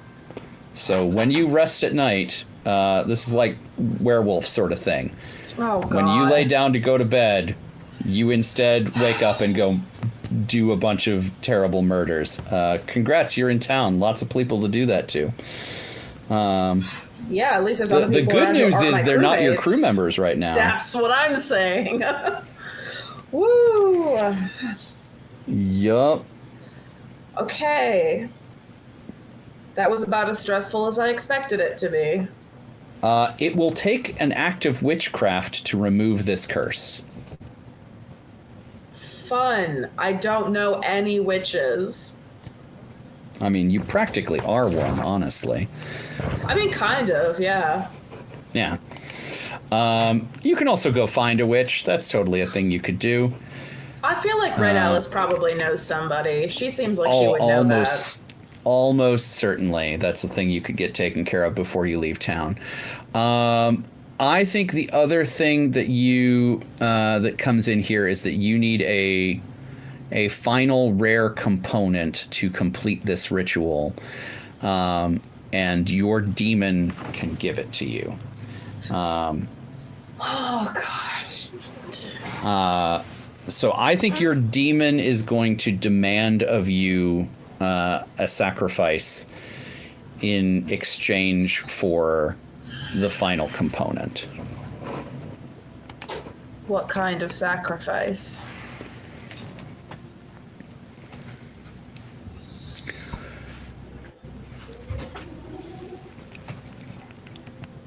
I want your sense of smell. Why? I don't have one of my own. It's been so long since I smelled anything. A flower, gunpowder, blood. And she takes a deep breath, almost shivering, but in like a good way, in like a kind of hot way too, because like Tuppence also loves the smell of gunpowder and blood. Yeah. Your favorite smells. That's what he listed. Ooh, I do love that. Yeah, but just when you smell it, describe it to me so I don't miss it. Remind me to tell you about the hells. And then he like reaches over and grabs the tip of your nose, or no, because you don't see him. You feel the brush of his fingers on your nose when you blink, and all of a sudden you have total anosmia. Oh, the hells. Don't threaten me with a good time. On the upside, yeah, all of those unwashed sailors you hang around with, suddenly not a problem. Okay, fantastic. So in exchange, he hands you a I think it looks like a spider, but it glows with this sort of sickly, weird green, and it seems like a living creature, but it doesn't move. Oh, creepy. What am I supposed to do with this? You squish it. Right. The good stuff is inside. It generally You can squish it with is. your tongue if you want. Is it better that way? I think so. And I'll look directly at the darkest corner I can see, or It not winks. see. Right. As I like slowly, like make direct eye contact, and slowly put it in my mouth and like take a bite. As you do, the air in the room sucks away from you, and you feel the unquestionable sensation of drowning. Like you can't get air into your body, and your lungs immediately start to spasm. And after a moment, you realize that it's not killing you. It hurts. It's unpleasant. But you are alive in this airless place. And in front of you is a beautiful woman in a long gown. And she looks pissed. Hello. You sail Me? with Midnight Shore. Well, now see, sail's a loose term, really. And I think that is where we fade to black on today's episode. Oh no! Who is she? I'm so stressed. I'm sure it is fine. She is from the underworld. Nothing bad can possibly happen. What could go wrong? I feel like this is like when Megan Mullally shows up on Parks and Rec and they're like, which Tammy is this? Oh no. Is this Tammy too? I hope not. I hope not. So, dear friends, that takes us to the end of today's half of the adventure, but we will come back tomorrow with the thrilling conclusion. There is so much more to learn about these pirates, their connections. We still get to meet. Oh God, you said it interestingly, Calliope. We still get to meet Calliope. We still get to meet a whole bunch of sea carnies, which I'm very excited for. as well as dealing with the gyre, and who knows, maybe getting to go see the Admiral's house. So a great deal lies ahead of us, dear friends, and we will see all of it tomorrow. Before we conclude, I think once more around the horn for all of our socials and projects that need to be plugged. I will save mine till last because mine's always a ridiculous list. Jezra, do you want to plug anything? Sure. Yeah. Once again, I'm looking at Myths Your Teacher Hated and Saturday Morning Roleplay. You should be able to find both of them wherever you get your podcasts. So check it out and hear me do all kinds of different weird voices. Love it. Laura, anything from the Tuppence Corner? I do, actually. As I call myself the Queen of Rock and Ravioli, I will be getting a little silly on stage with a burlesque show at the end of November.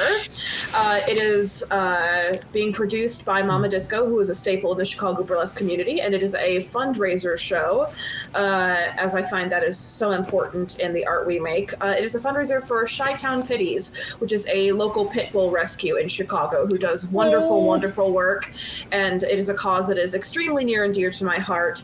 The show is called Titties for Pitties. That is fantastic. And I will be it's already on my calendar. I will be performing my signature act, all pasta themed, and it will be called Send Nudes. So I'm very, very excited. Please come see it. It will be at the Newport Theater on November 30th. Oh my goodness! I wish I lived And where in can that people area. find you online? They can find me online at my Instagram, which is posted in the chat at the.Laura Borealis on Instagram.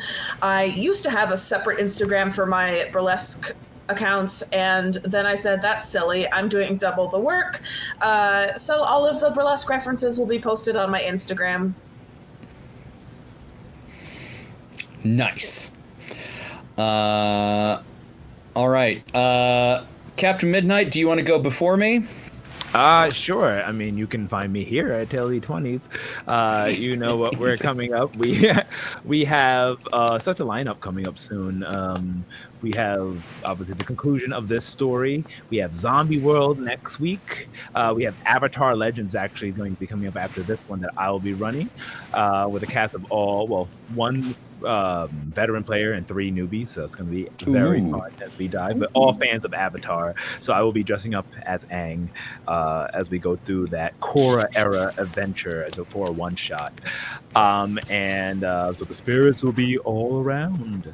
And then, of course, the big announcement that I've been teasing for the last bit, and we'll have an official date for it at the end of Magpie Madness, is our next show coming up that will be towards the end of November, which is Mass Tarot. It is a game of mass, full campaign that we will be going through with the tarot cards as the theme. Think Magical Girl, Madoka, Sailor Moon, full-on anime transformation, big kid superheroes dealing with adult problems, all in the magical world of tarot. We do tarot readings and we interpret the readings by telling the story through it, and of course there's cool tarot powers that come depending on what card is drawn. So that will be at Atelier20, so stick to atelier20.com/events to see the exact date when that's going to come out. Incredible. And I am Ansel Birch, the Indecisionist. You can find me at the Indecisionist on all of the social media channels, except for because I don't use that one anymore. I used to have a different handle on the platform formerly known as Twitter, but all the other ones, the Indecisionist. And you can find my podcasts, Time to Party, a time travel movie podcast, for the time being a time travel actual play podcast, and coming soon, the World Builders Society, a podcast about world building and storytelling that culminates in a Twitch stream in in collaboration with another channel. So very excited about that one to come out soon, as well as my monthly free online TTRPG con called TTRPG Pickup Con, and you can get to that one directly at ttrpgpickupcon.com, or you can get there from indecisionist.com as well. So check out all my stuff on indecisionist.com. Very easy to find, all in one place. Awesome. And so one final announcement or reminder that once again we are doing this all for the Trevor project. So let's go ahead and see where we're at with the numbers. I like to announce that at the end, but you can always give at give.thetrevorproject.org/ Magpie Madness. And we are, I see another donation coming in there, so we're hitting $525, so that is fantastic. It's like double loading on the screen, but thank you so much everyone who donated, and forget you can donate as well as follow, like, subscribe, hit the bell, and turn in those page points for a chance to win some cool Magpie games. And on, let me make sure I get the date right, November 21st, we will be at PAX Unplugged. So stop by. We'll be at the gaming corner. We're hosting a lot of games. We'll be walking around. You can follow our entire schedule and where we're going to be at tales20s.com as we get our schedule up, and so you can catch us at PAX Unplugged here in Philadelphia on November 21st to the 23rd. So thank you so much everybody for coming. Thank you everyone who's watching, who donated. Thank you so much Ansel for running such an amazing Rapscallion. I'm super excited for tomorrow. Great time and great playing with you guys as well. But with that being said, we have to bid you adieu. So from the first chapter to the last page, be kind to one another, spread love, and we will see you all next time. Goodbye everybody. Cue the outro.